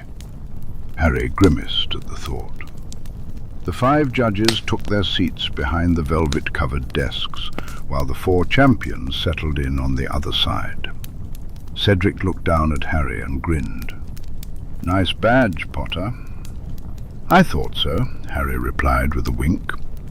Ollivander was introduced, and the wand-weighing itself turned out to be a fairly painless process. The old man's eyes sparkled when Harry flicked his wand out of its holster and handed it over. Harry silently begged him not to mention the wand's intriguing history. Fortunately, Ollivander only examined it carefully, taking longer than he had with the others. A sudden stab of horror hit Harry. What if there was a curse on his wand, just like there had been on him? No, surely Dumbledore wouldn't let the ceremony continue if he suspected something was wrong with Harry's wand, something Ollivander might uncover. Eventually, the old wand-maker conjured a glass and filled it with a fountain of wine. "Very good, very good. All 4 wands are in perfect condition," he announced. "The champions may proceed." "Excellent," Dumbledore said. Harry stood up and said, "Thank you all for coming. You are now free to leave." "Not so fast, Dumbledore," Bagman called out, jumping from his seat. "Miss Skeeter here would like some photos to accompany her article." Skeeter smirked and gestured for the photographer to come forward. "Just a few," she purred. "And then perhaps an interview?" "What do you think, Rita? All the judges and the champions?" Bagman suggested. Skeeter's gaze landed on Harry again. "And a few individual shots, of course." "I do not see why that is necessary," Crumb grumbled. "We are all champions here." He glanced back at Harry, who offered a grateful smile in return. If anyone understood the pressure of the press, it was Crumb. Skeeter organized them for group photos, placing Harry right in the center and insisting it was because of his height. "Take that silly badge off, Harry dear," she fussed. "No, thank you," Harry replied, shaking his head. "Really, lad," Bagman chuckled nervously. "I don't think that's appropriate. These photos are going in the paper." "Exactly. I'm showing school solidarity," Harry insisted, keeping his tone earnest. Behind him, Cedric ducked his head to stifle a grin. "Harry?" Dumbledore's voice carried a gentle reprimand. Harry shot him an innocent look. "Sorry, sir. Is this better?" He pressed the center of his badge until the words, "Potter stinks," flashed across his chest. Skeeter gasped in alarm, while Cedric burst into laughter. "Harry," Dumbledore said again, his tone warning. Harry knew he was pushing his luck and might be getting into trouble, but he refused to let Skeeter take advantage of him. After all, the compulsion charm was meant to make him reckless. "You're right, sir. The original is much nicer." He returned the badge to its original phrase and faced the camera with a smile. "Are we ready now?" The adults seemed to realize they'd lost the battle. With an indignant huff, Skeeter took her photos while Harry kept the badge on. When she tried to take individual shots, He dug in his heels again. "If you're doing them by school, then Cedric and I should take a photo together," Harry insisted, after she had already snapped pictures of Crumb and Fleur. "But that will upset the balance," Skeeter protested. "Just take the photo so we can leave," Karkaroff snapped. "This has taken too much time already." Skeeter paled, left with no choice but to take a picture of Cedric and Harry standing side by side, Cedric's arm around Harry's shoulder. The badge remained prominently displayed on Harry's robes. Finally allowed to leave, Cedric burst into laughter as soon as they were out of earshot from the judges. Crumb and Fleur were still with them, and even they looked amused. "That was fantastic, Harry," Cedric exclaimed, wiping tears of laughter from his eyes. "The look on her face!" "I saw the kind of articles she wrote this summer," Harry replied with a scowl. "I didn't want her turning this into the next chapter of the saga of the boy who lived. This should be about you three. You're the real champions here." "She is not a present woman," Crumb remarked, shuddering. "Shooting her down was very entertaining," Fleur agreed, smirking. "And perhaps you are not so bad, little Harry." Harry was fairly sure that was a compliment. "I'm not here to steal your spotlight, any of you," he promised.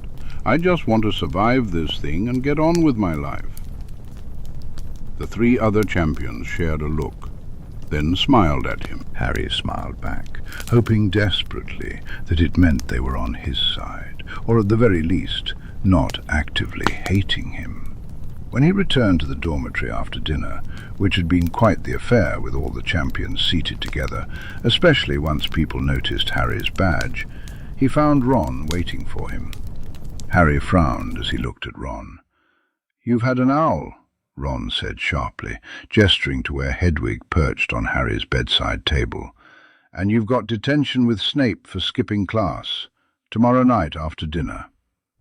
There was a hint of satisfaction in Ron's expression, but Harry couldn't shake the feeling that Ron was also worried about his own punishment for hexing Goyle.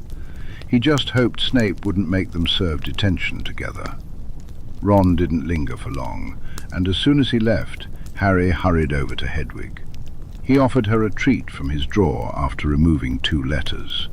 His stomach twisted with anxiety as he anticipated the Weasley boys' response. The first letter began, "Hi, Harry.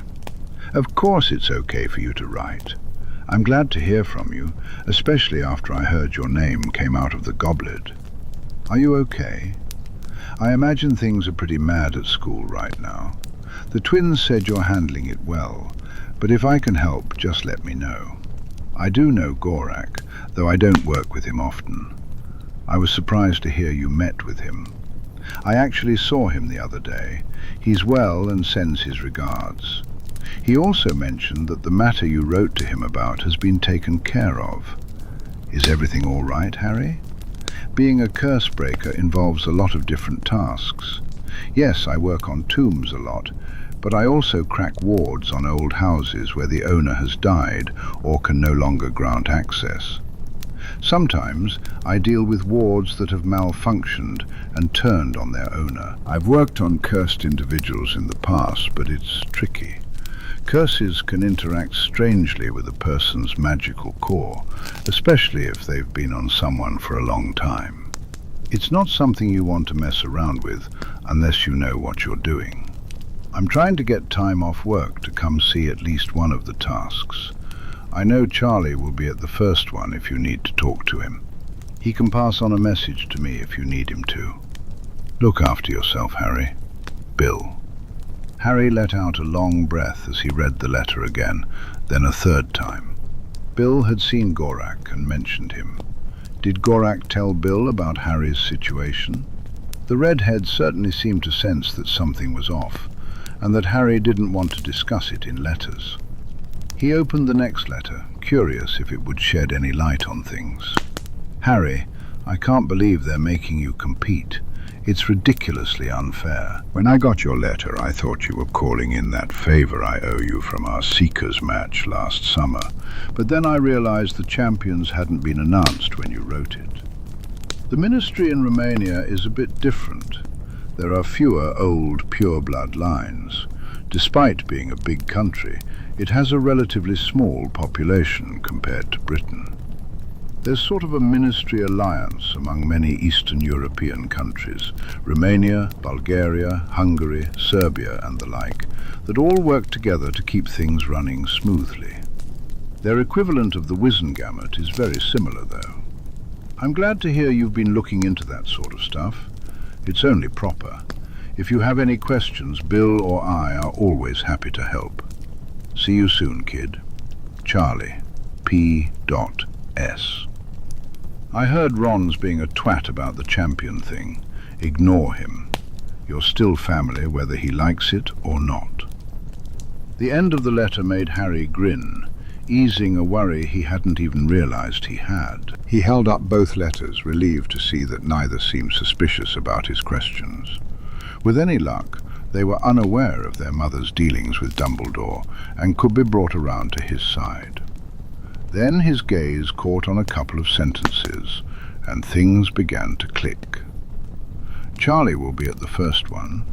I thought you were calling in that favor. See you soon, kid. He remembered Charlie's words when he had come to see them off at the platform. I might see you all sooner than you think. If he was reading those letters correctly. Hints, indeed. The first task involved dragons. Chapter 23. Harry had almost forgotten about the wand-weighing ceremony, especially with the looming prospect of having to fight a dragon. So when the article in the Daily Prophet came out, it caught him completely off guard.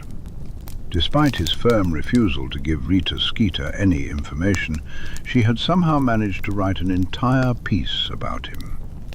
The article stretched over several pages, barely mentioning Fleur and Crumb, who were both misspelled when they were mentioned, and completely ignoring Cedric.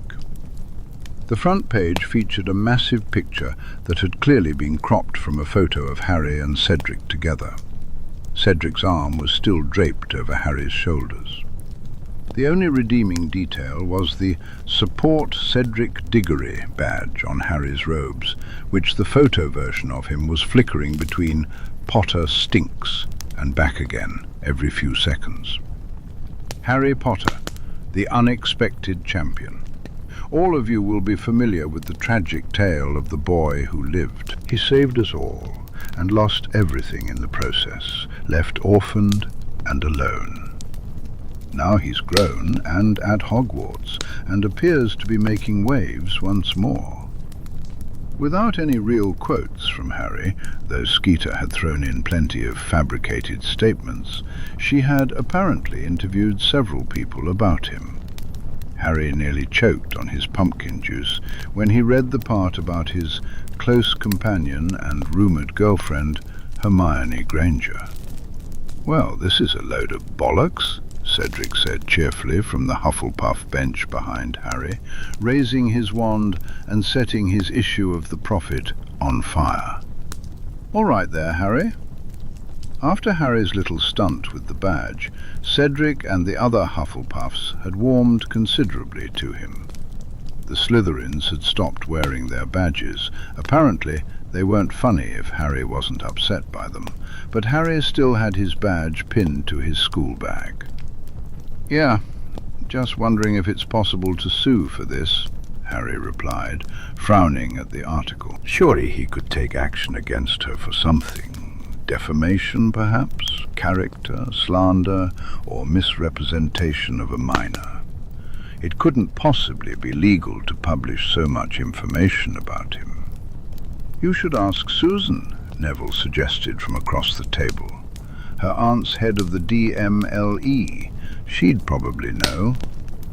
Harry made a mental note of that, but he didn't run into Susan until his second class of the afternoon. In the meantime, he endured a whole day of Slytherins quoting their favourite parts of the article at him, laughing all the while.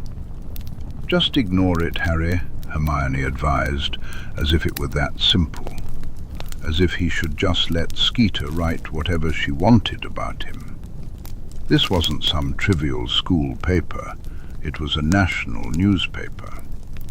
Finally, they had charms with Hufflepuff, and Harry made sure to catch Susan early, grabbing her as soon as she and the other Hufflepuff girls rounded the corner. "Hi, can I ask you something?" he said. "Sure, what's up?" Susan replied, one of the few Hufflepuffs who hadn't held a grudge against him, and for that he would always be grateful. Even now he could feel Sally Ann Perks and Megan Jones glaring at him over Susan's shoulder. "I was wondering if you knew whether it was possible for me to sue Rita Skeeter for that article in the Prophet. I didn't provide any of those quotes. There are plenty of witnesses who can confirm I never consented to any interview, and half of what she said is so wrong, it's downright insulting, both to me and the other champions. Can I go after her for slander or something?" Susan's brow furrowed in thought. "Technically, it would be libel since it's written," she mused. "If you didn't consent, and your guardian didn't consent, then she shouldn't have quoted you at all. I don't blame you for being furious. That whole article is just... ugh," she shuddered. "Tell you what, I'll write to Aunt Amelia before dinner and see if... she can do anything. She knows loads of lawyers, and I bet there are plenty just waiting to give Rita Skeeter what she deserves." Susan smiled, adjusting her bag on her shoulder as Flitwick opened the classroom door and gestured for them to enter. "I'll take care of it, Harry. I'll let you know when I hear back." "You're the best, Susan," Harry said earnestly, rushing to take a seat next to Neville before he could be stuck sitting with Hermione. The Slytherins had been teasing her about the article too, and she wasn't in the best of moods because of it. Hopefully, Amelia Bones would respond to her niece soon, before more damage could be done. The weekend before the task was a Hogsmeade weekend, and Harry let himself be pulled into the village by Hermione and Neville. As they walked, he glanced at the dark-skinned girl beside him. "I would have thought you'd be hanging out with Ron," he said cautiously. Since the article had come out, she seemed a bit hesitant to be seen with him, especially since people kept asking if she was his girlfriend.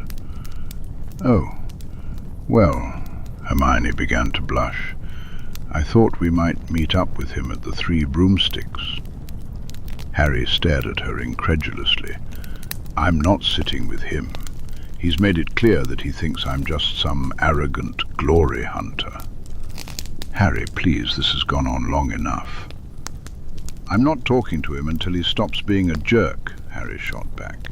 "If you want to sit with him, that's fine, but I'll be elsewhere." It was a miracle he wasn't wearing his invisibility cloak. The only reason he wasn't was that Hermione didn't know Neville was aware of it. He really didn't want to deal with crowds today. He'd much rather be in the library researching dragons. But the two of them had insisted, each in their own way, that Harry needed to get out and have some fun. Surprisingly, he didn't get mobbed as much as he had expected once they reached the village. The rest of the school seemed to be following Cedric's example, and since he was ignoring the Prophet article as if it were nothing, most of them were doing the same. They were all just eager for the tournament to begin. Neville pulled Harry and Hermione into Gladrags, insisting he needed to buy his Gran a new hat for her upcoming birthday. As Harry wandered through the clothing racks, he picked out a few items absent-mindedly. Ever since Ron had stopped talking to him, and with Neville pointing out how much Harry was adjusting his own behavior to avoid offending Ron, Harry had started wearing more of his new clothes.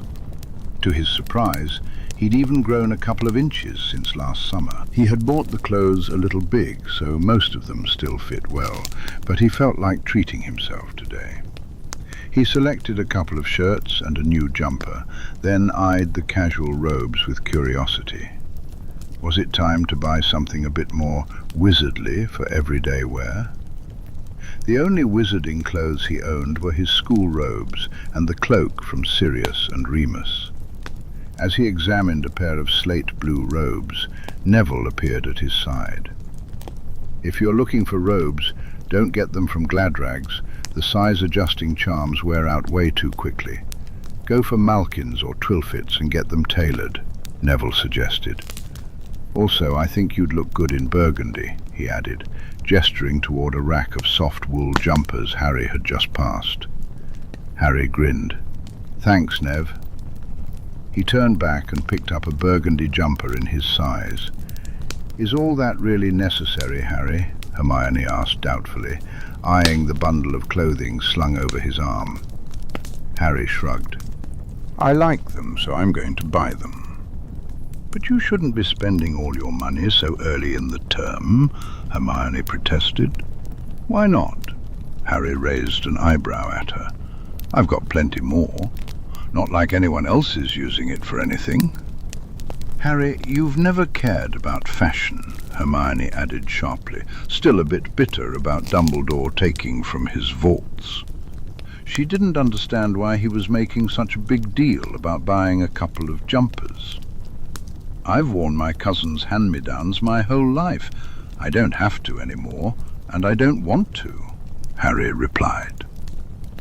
Hermione had nothing to say to that, but the frown on her face made it clear she thought his spending was frivolous. In defiance, Harry tossed an extra pair of trousers into his bag on the way out.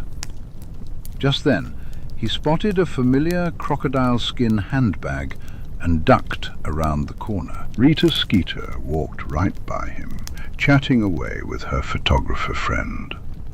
She must be staying in the village, he muttered to Neville and Hermione. She'll definitely be at the first task. Harry hoped he'd have a solid case against her by then.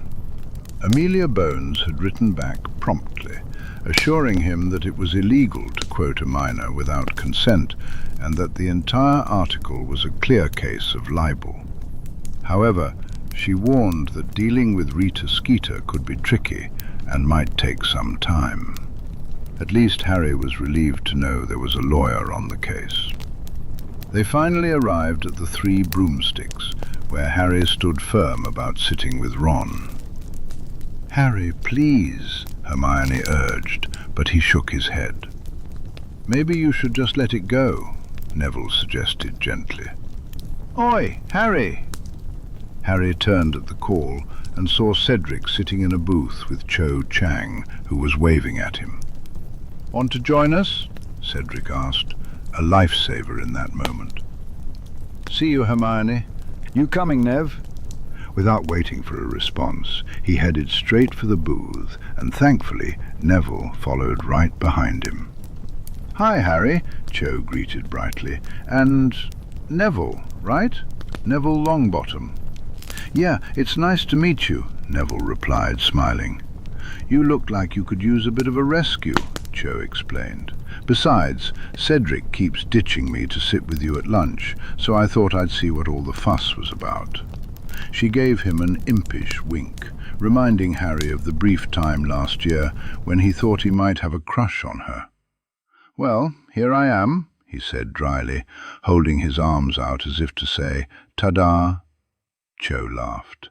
I'm going to grab some drinks. Can I get you anything?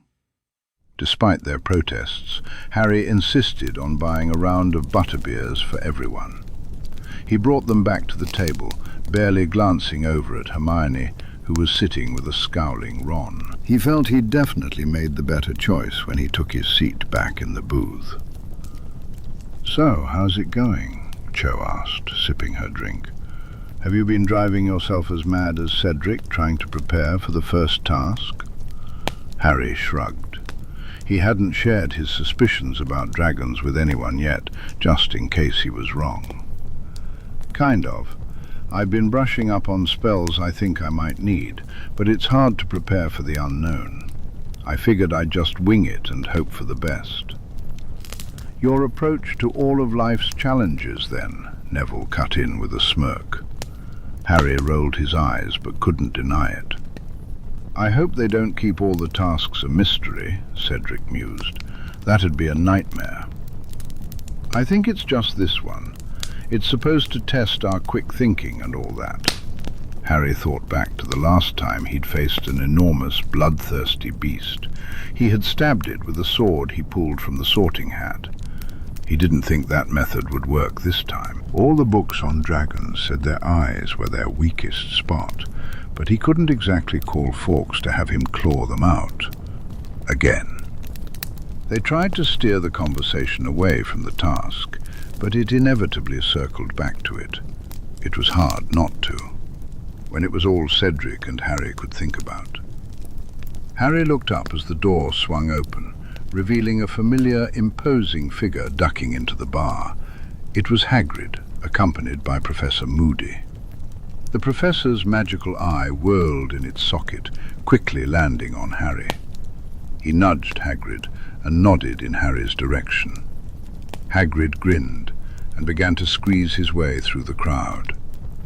"All right, you lot," he greeted, showing no sign of confusion about Harry's choice of company. "Harry, I was wondering if you'd come down to meet me tonight. I need your help with something. After dark, if you don't mind." He shot Harry a pointed look. "It'll be cold, so bring your cloak." The emphasis made it clear to Harry what Hagrid was implying, but it only made him look like a weirdo to the rest of the table. Yeah, sure, Hagrid," Harry replied, wondering what Hagrid could possibly want. Hagrid beamed and nodded. "Great. I'll see you then. Enjoy your afternoon." With that, he headed to sit beside Moody at the bar, leaving Harry blinking in confusion. "What was that about?" Cho asked, frowning. Harry shrugged. Not a clue. He supposed he'd find out tonight. Harry's first stop on Sunday morning was the library, where he planned to scour all the books on dragons once again. His little outing with Hagrid the night before had confirmed his fears. At least now he knew he didn't have to fight or subdue the dragon, just get past it, because that was so much easier. The library was quiet, as it often was on a Sunday morning. He wasn't entirely surprised to find Victor Crumb sitting near his usual table, a stack of books beside him. Harry gathered his own reading materials and approached quietly. "Mind if I join you?" he asked. Crumb glanced up, shrugged, and gestured to the empty seat. He hadn't spoken much to Harry before, but there was an unspoken understanding between them as they both immersed themselves in their studies. Harry glanced at Crumb, the Durmstrang champion. They had shared dinner a few times, all four champions sitting together, but Crumb had mostly remained quiet. Still, he had stood up for Harry against Skeeter, which counted for something. "Only a few more days," Harry murmured. Crumb's dark eyes flicked up to meet his. "Are you scared?" he asked, curiosity replacing any hint of mockery. Harry chuckled softly. "I think I'd be daft not to be, at least a little bit. You?" "I have learned to ignore fear," Crumb replied simply. "In Quidditch, fear stops you from winning." "Your Vronsky feint at the cup was pretty fearless," Harry agreed. Crumb raised an eyebrow. "You were there?" "Yeah, you were brilliant. I play Seeker as well," Harry added, feeling a blush creeping onto his cheeks. "For Gryffindor. Cedric is the Hufflepuff Seeker, actually. Maybe it's a sign. We're all reckless and crazy, exactly what the Goblet is looking for." This drew a chuckle from the usually reserved Bulgarian wizard. "I wonder if Fleur plays Quidditch," he mused absently. "It would be fun to all fly together sometime." Harry paused, realizing that the international Quidditch star had just invited him to fly, and he almost had a small heart attack. "We'll have to ask," he replied, trying to keep his cool. Crumb didn't seem fazed by Harry being Harry Potter, and Harry refused to make a fuss about it. "Did you bring your broom with you then?" Harry asked. "I bring my broom everywhere," Crumb assured him. Harry hadn't seen him flying. Then again, Crumb probably kept it a secret to avoid being disturbed. If the hordes of fangirls got excited about seeing him in the library, there were 3 around the corner even now, They would lose their minds if they watched him train for Quidditch. Bored of reading the same paragraph repeatedly, hoping it might magically provide him with an answer, Harry let his thoughts wander. Harry's gaze drifted over to the books Crumb had spread out on the table. He froze. Several of them were about dragons, while the others focused on eye-related hexes. Crumb knew about the dragons. Harry quickly shut his book and sat up straight. If Crumb knew, and he knew, and Madame Maxime knew, then Fleur knew as well. That meant Cedric was the only champion going in blind. Harry couldn't let that happen. "I've got to go," he declared suddenly, grabbing his bag and getting to his feet. "I'll see you later, okay?" Crumb nodded tersely, returning to his reading, and Harry nearly sprinted out of the library. "Point me, Cedric Diggory," he muttered, wand in hand, hoping the older boy wasn't in his common room or somewhere else Harry couldn't reach him. He was in luck. The spell led him to the Transfiguration courtyard, where Cedric lay on a bench with his head in Cho's lap, a book propped in front of him, surrounded by several other Hufflepuffs. Cedric looked up as Harry came rushing towards him. "Harry, what's the matter?" he asked, a hint of concern in his voice. "Can I talk to you for a second? Privately?" Cedric shot him a bewildered look but stood up, following Harry across the courtyard, away from prying ears. "It's dragons," Harry told him urgently. Cedric's brow furrowed. "The first task. It's dragons. Crumb knows and Fleur knows, and I didn't want you to be the only one going in without a clue." "How? Hagrid," Cedric realized, recalling their strange interaction the day before. "Harry, seriously?" He looked pale. "Seriously," Harry confirmed grimly. "I'm not sure of the specifics, only that we have to get past them. I know it's cutting it close to actually be helpful, but it's a start." "No, it's great," Cedric assured him. "Thanks, Harry. I owe you one." Harry waved him off, and the two parted ways once more, Cedric likely heading off to prepare for the challenge ahead. As Harry left the library, he heard a less welcome voice call his name. The unmistakable sound of Moody's wooden leg echoed against the flagstones. "That was a decent thing you did for Diggory there, Potter," Moody said gruffly. "It's only fair," Harry replied, uneasy about Moody eavesdropping on his private conversation. It was already bad enough that Snape had been snooping around, confirming that the eye could see through invisibility cloaks. "Come with me," Moody snapped, his tone leaving no room for debate. But Harry shook his head. "No, thank you, sir. I said I'd meet Neville in the common room." It was a lie, but Moody didn't need to know that. Harry had no desire to be alone with anyone that Albus Dumbledore trusted.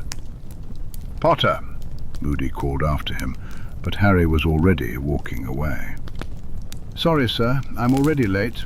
Another time." He turned the corner and hurried toward the stairs, hoping to evade any pursuit. Everyone knew about the dragons now. Harry just needed to figure out what to do about it. Harry was dreaming. He knew it because he was on his broom, wearing his Gryffindor Quidditch uniform, flying with his team. But the opposing team seemed to be made entirely of dragons, huge, terrifying Hungarian horntails, just like the ones he'd seen in the woods. It was definitely a dream because Harry was playing Chaser, the quaffle in his hands, as he tried to navigate past the dragons without getting set on fire. He watched Victor Crumb execute an effortless Vronsky feint just a few feet away. The goal was in sight. He just had to fly a little further and... He woke up with a gasp, his eyes snapping open. It took a moment for his heart rate to settle, but even when it did, his eyes remained wide with the remnants of the dream. Flying. Could it work? He was only allowed a wand, but he'd been getting pretty good at the summoning charm. Harry had spent the summer practicing his summoning charm, partly to prove Snape wrong. The potions master often accused him of being a lazy teenager, so Harry had taken to summoning various items just to be a bit of a brat.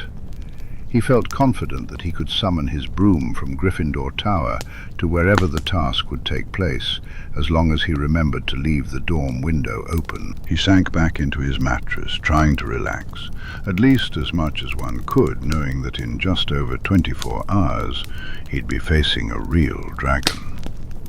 He had a plan. It wasn't foolproof, but it was certainly better than trying to master a conjunctivitis curse strong enough to take down a dragon in a single day.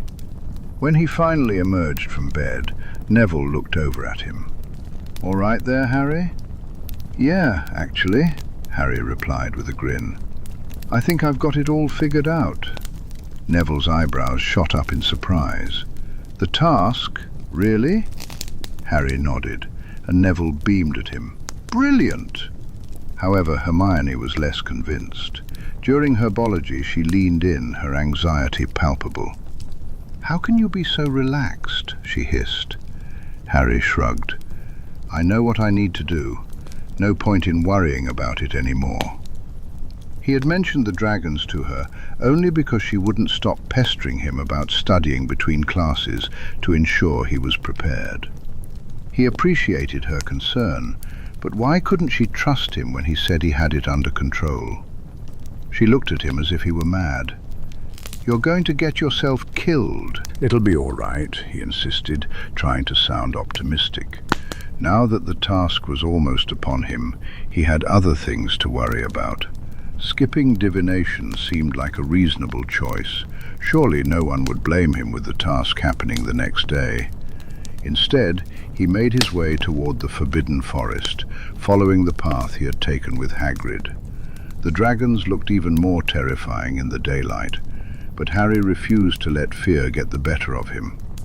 He glanced around at the gathered dragons, steeling himself for what lay ahead. Harry was scanning the area when he spotted a man with bright red hair hanging out in front of one of the tents. He edged closer and flicked his wand, sending a pebble flying toward him. It hit Charlie on the arm, prompting a curse as he whipped around. Harry let out a quiet whistle and stepped out from behind the trees, just long enough to catch Charlie's attention. Charlie's eyes widened and he hurried over. "Harry," he whispered, pulling the teen into a quick hug before ushering him deeper into the trees to avoid being seen. "Shouldn't you be in class?"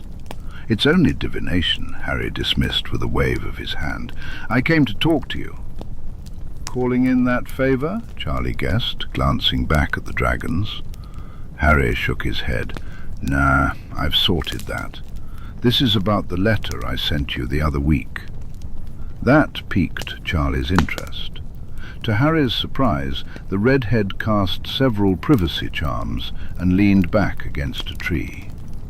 "What sort of trouble have you gotten yourself into now, Potter?" he asked, his tone playfully resigned. "Did Bill talk to you about the letter I sent him?" Charlie nodded. "Good. So, when I was in Diagon the summer before last, Ron told you about that, right? The incident with my aunt?" Charlie nodded again, a faint grin appearing. "Right. Well, while I was there, I went to Gringotts, and something strange happened." Harry recounted what Gorak and Farlick had discovered, watching as Charlie's jaw dropped in disbelief. "Bill wondered if it was something like that," Charlie admitted once Harry finished. "He said Gorak only gets called in for really high-profile cases, inheritance theft and magic tampering and the like.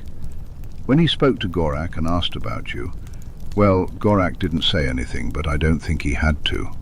Charlie ran a hand through his hair, his expression turning serious. "Blimey, Harry. And you've been dealing with this alone ever since?"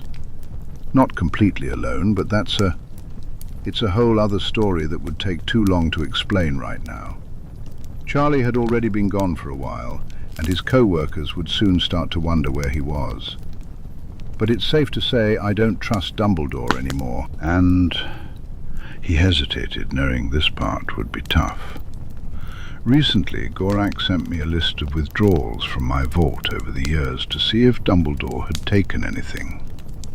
He had, and I'll deal with that eventually, but... Charlie, your mum took money out too. A lot more than she could have needed for my school supplies. The news hit Charlie hard. He slumped against the tree, his blue eyes wide and pleading. Mum? Really? Harry wished he could say otherwise, but he simply shook his head. I don't know if Dumbledore told her to do it, or if she thought I wouldn't notice a few extra galleons missing here or there, but she did. I didn't want to believe it either. It's been tough raising 7 kids on Dad's salary, Charlie sighed. But to think she'd stoop that low. I'm sorry, Harry began, but Charlie interrupted him. Don't. It's not your fault. She's an adult and she makes her own choices. Damn. His expression showed that his entire worldview had been shaken. Harry felt a pang of guilt, wondering if he should have kept quiet. If my family has wronged you, I swear on the Weasley name I will make it up to you, Charlie vowed, his words charged with magic. Harry looked up, surprised. Charlie winked. Heir Weasley, at your service. Bill's taking the Pruitt seat. Well met, Heir Weasley, Harry replied automatically. Who holds the seats now? Dad, but he usually just gives his voting power to Dumbledore. Politics confuse him, Charlie grimaced. It's one of the reasons Bill and I are thinking about coming home for good. We want to take our seats. You're not the only one getting a little suspicious about the way Dumbledore runs things. After everything that's happened, I definitely don't want him using my family's votes any longer than necessary. We haven't talked to Dad about it yet, Charlie continued, but we plan to soon. I'll discuss what you shared with Bill, if that's all right with you. If he has any ideas on how to help, he'll reach out. Yeah, I was hoping you'd tell him, Harry replied.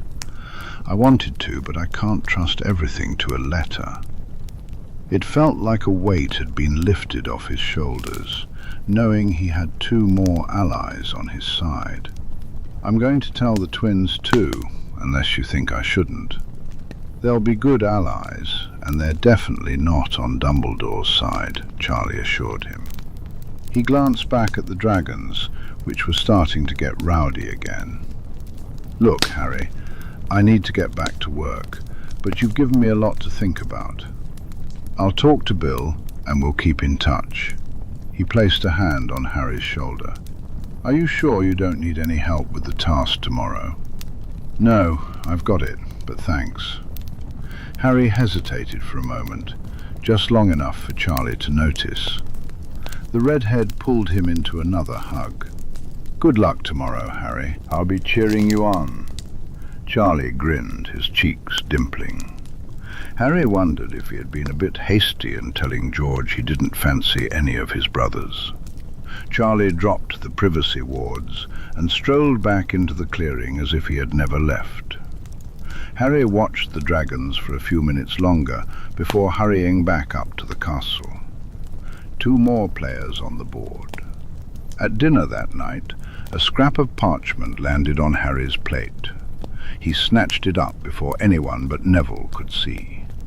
Transfiguration room, curfew. The handwriting was familiar. He glanced across at the Slytherin table and nodded. Is it him? Neville whispered. Harry hummed quietly in response. Harry confirmed his decision by burning the note with the tip of his wand. Since Neville was in the loop, and very few others were actively speaking to him, it was easy for Harry to slip away just before curfew. He kept the map in hand as he crept through the corridors under his invisibility cloak. Thankfully, Moody was in his office, and Harry hoped it would stay that way. He arrived first, but it wasn't long before Draco joined him. The blonde hadn't bothered to bring cards this time, and looked anxious. Do you have any idea what you're getting into tomorrow? Draco asked. Harry grinned. I do, actually. It's going to be great. If he didn't die, that is. He felt at least 70% sure he could pull it off. Draco didn't look amused. Will Professor Remus be there? He still struggled to call the werewolf by his first name. Harry shook his head. We don't want Dumbledore to know I'm still in contact with him, he explained, and they don't want him knowing they're in touch either. Dumbledore didn't like it when any adult got too close to Harry, except for Mrs. Weasley. That should have been Harry's first sign that something was off. I promise to call him and Sirius tomorrow night, if I can, Harry added. If you're not dead, you mean, Draco snapped. If I'm not too busy celebrating, Harry corrected with a smile. Relax, will you? I've got it handled. I've done worse, you know I have. I'll be fine. Promise me you won't do anything stupid and Gryffindor, Draco said quietly, his voice raw in a way that made Harry's chest tighten. He moved closer, offering a hesitant, apologetic smile. Everything I do is stupid and Gryffindor. I can't promise that, Harry replied, drawing a faint laugh from Draco. Draco placed both hands on Harry's shoulders, meeting his gaze directly. Then just promise me you'll do your best to get through this task. Alive. Harry stared into Draco's silver-grey eyes, momentarily losing his breath. I promise, he whispered once he found his voice. It would be so easy to lean forward, to close the distance between them and press their lips together, but he couldn't. Their friendship was still so fragile, and he didn't want to risk ruining it with his own confusing feelings. Instead, he pulled away and flashed a grin. I'm going to put on one hell of a show, though. You can count on that. Draco blinked, his expression shifting to one of resignation.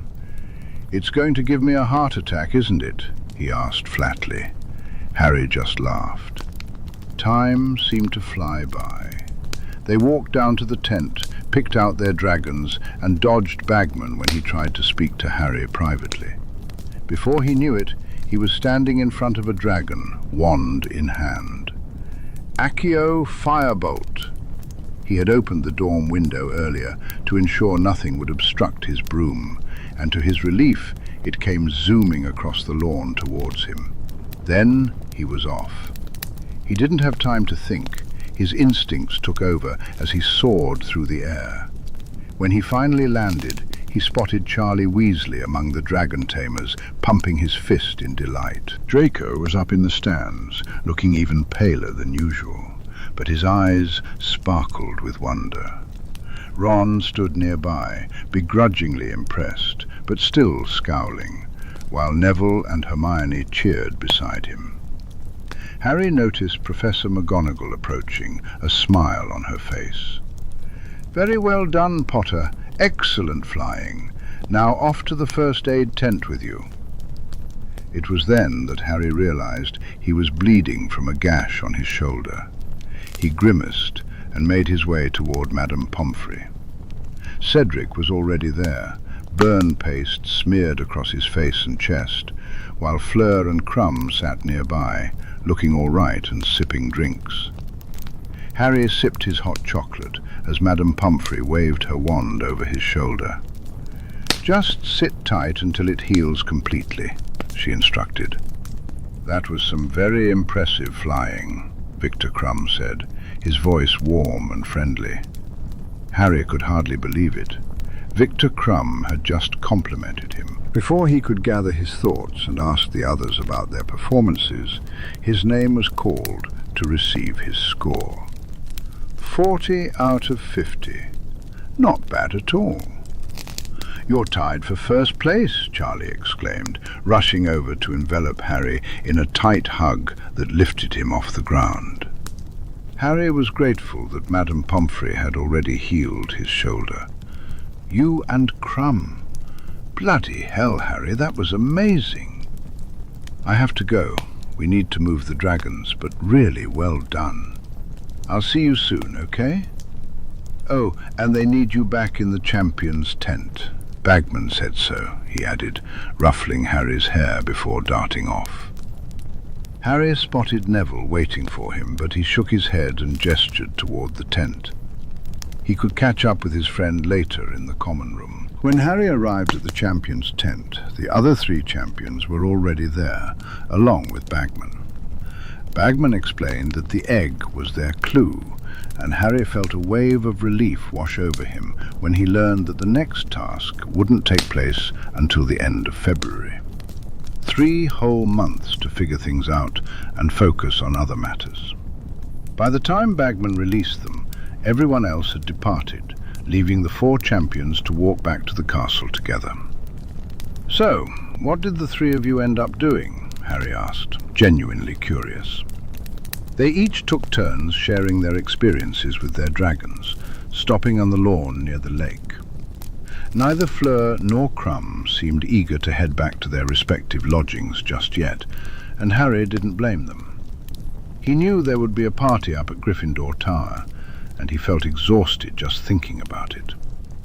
A moment of silence fell over them, and then Harry chuckled, shaking his head. This is mad, isn't it? This competition. We just faced dragons. Fleur laughed in agreement, her eyes sparkling with the thrill of their shared adventure. I knew it would be difficult, but I did not expect that, Fleur said, her admiration clear. I am very impressed, Harry. I worried for you when I found out about the dragons, but you did remarkably well for someone so young. Harry shrugged modestly. I had a bit of a heads up about them. I had time to prepare, he admitted, curious if the others would share the same. To his surprise, they did. Look, forgive me if this sounds crazy, but even when all 4 of us knew what was happening, we still almost died a few times, Cedric said, shaking his head. I know it's supposed to be a competition, but I like you. I don't want to see any of you dead. Call me a Hufflepuff if you want, but I say we should stick together on this. The competition is supposed to be about international cooperation, right? I'm not saying we need to work on our solutions together, but we could at least keep each other updated about the clues and offer help if needed. The people running this tournament are insane. They sent a 14-year-old alone against a full-grown nesting mother dragon. You have a point, Diggory, Crumb said slowly. We all knew, and yet we all came up with different solutions. Perhaps if we work together we can survive this and still put on a show. I'm Cedric, he said, extending his hand. To my friends, at least. Crumb regarded him for a moment before shaking his hand firmly.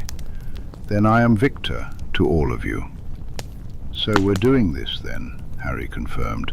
Together? Forget what the judges say about competition? They broke the rules by making you compete, Fleur agreed, determination shining in her eyes. We can break the rules by helping each other survive it. That's settled then, Cedric said, looking relieved. We should all get back. I'm sure there's a lot of celebrating to be done, but how about we meet in a week or so to see how everyone's doing with the egg? They all agreed and parted ways, Harry and his friends feeling a newfound camaraderie. Cedric walked alongside Harry as they approached the castle. That could have gone poorly, Harry remarked. Cedric shrugged. They're reasonable people. I don't think any of us expected the tasks to be that serious, especially when they said they'd change things to try to lower the death toll. Any one of us could have been fried to a crisp today. It's like Fleur said. They want us to play by the rules, but we haven't been since your name came out of the goblet. If we're all helping each other, we're on the same level. If I win, I'd much rather do it fairly and make friends along the way. He paused, realizing how that sounded. Merlin, I'm such a Hufflepuff. Harry laughed. Yeah, but that's all right. We can't all be reckless Gryffindors. He winked and started up the stairs. Have a good night, Cedric. As expected, a party was in full swing in Gryffindor Tower. Harry tried to get into the spirit of it, but after the adrenaline rush of facing a dragon, he mostly just wanted to sleep.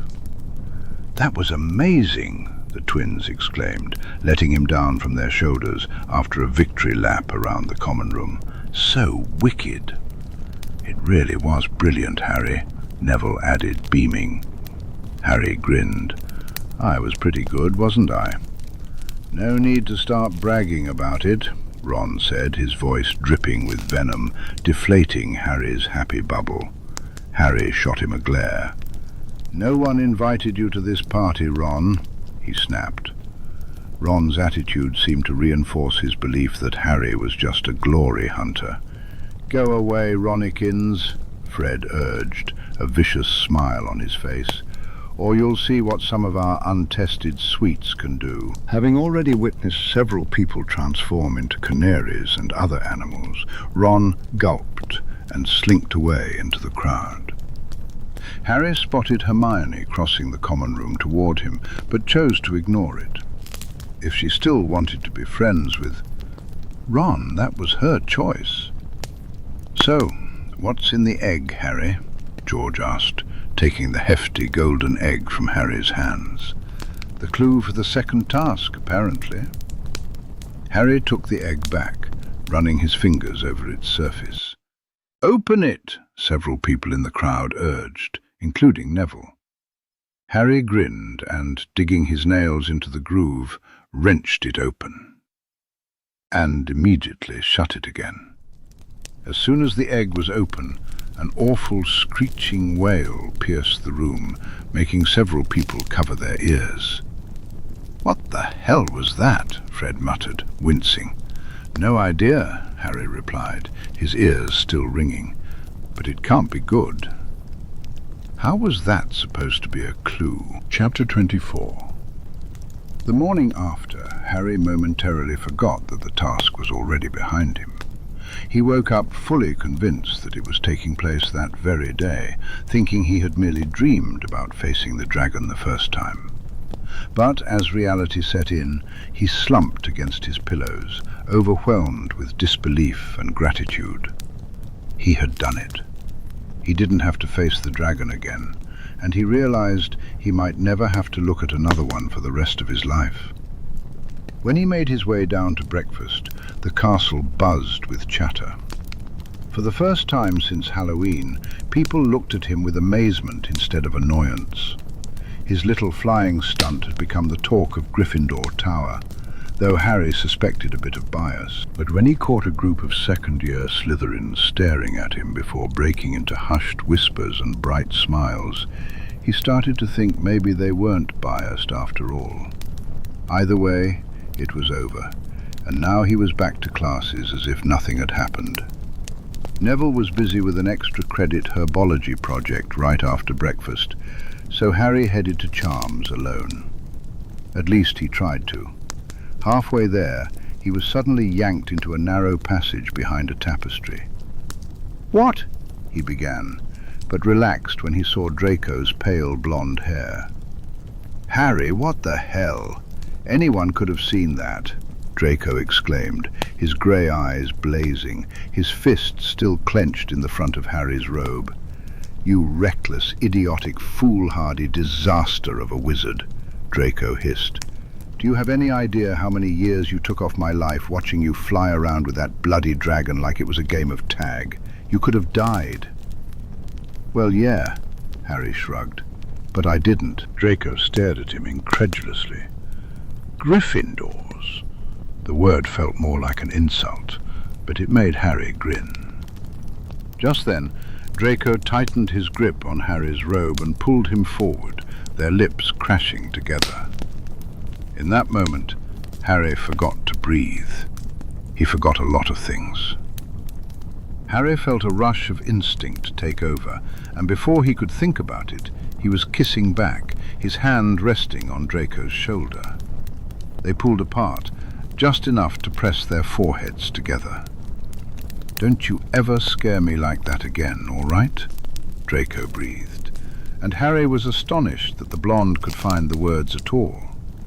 His mind was still spinning, replaying the moment Draco's lips had touched his. What did this mean? I can't guarantee that, Harry finally replied. Triwizard champion, Harry Potter, kind of comes with the territory. Draco snorted, a reluctant smile creeping onto his face. A little warning would have been nice at least. Something like, "I've got it handled, Draco." "I did have it handled," Harry protested. "Look, I got the egg, I didn't die, and I still have all my limbs. I'd say it was a resounding success." Draco stared at him, a look of regret crossing his features, as if he were reconsidering every life choice that had led him to this moment. Harry felt an urge to kiss him again, but hesitated, unsure if that was allowed. "I have to get to History of Magic," Draco said, leaning back slightly. But Harry didn't want to let him go just yet. "Wait a minute. You can't just leave. Are we not going to talk about what just happened?" Had he imagined it? The blush on Draco's cheeks confirmed he definitely hadn't. "Meet me tonight.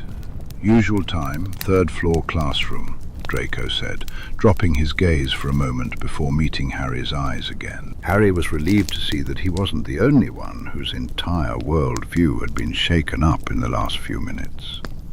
He thought about pulling Draco closer, insisting they talk about it now, but they didn't have the time. He stepped back, letting Draco smooth down the front of his robes. "See you tonight, then," he agreed, and with one last lingering look, Draco was gone. Harry was noticeably distracted for the rest of his classes. Fortunately, Harry brushed off Hermione's concern, attributing his distracted state to the shock of facing a dragon the day before.